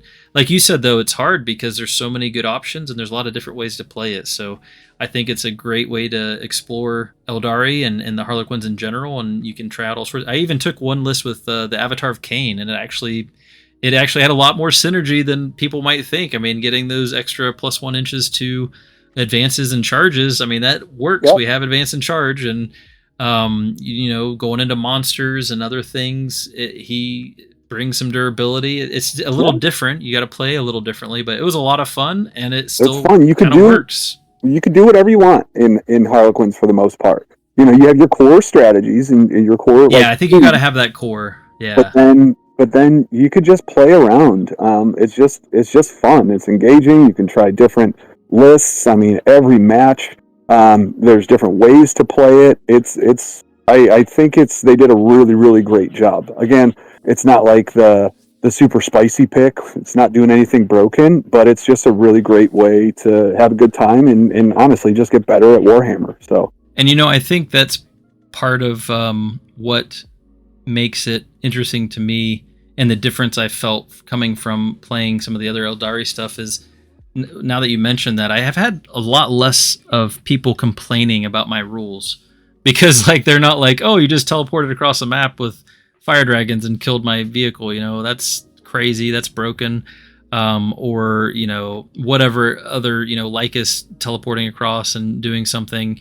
I got lots of people just kind of doing the stereotypical rolling their eyes playing Eldar. Of course, you get broken rules kind of things when it's like, no, it's actually really hard to play, and it's not an easy army to play, and it's not maybe as broken as you think when you look at how expensive these units are. But with Harlequins, I've had a lot less people complain about what was going on, with the army and the rules. They just were like, wow, yeah, you hit really hard, and much less complaints on that side, which is kind of interesting, because I actually kind of thought it would be just as much, but it's something that also is kind of enjoyable when you don't have your opponent complaining about all your rules.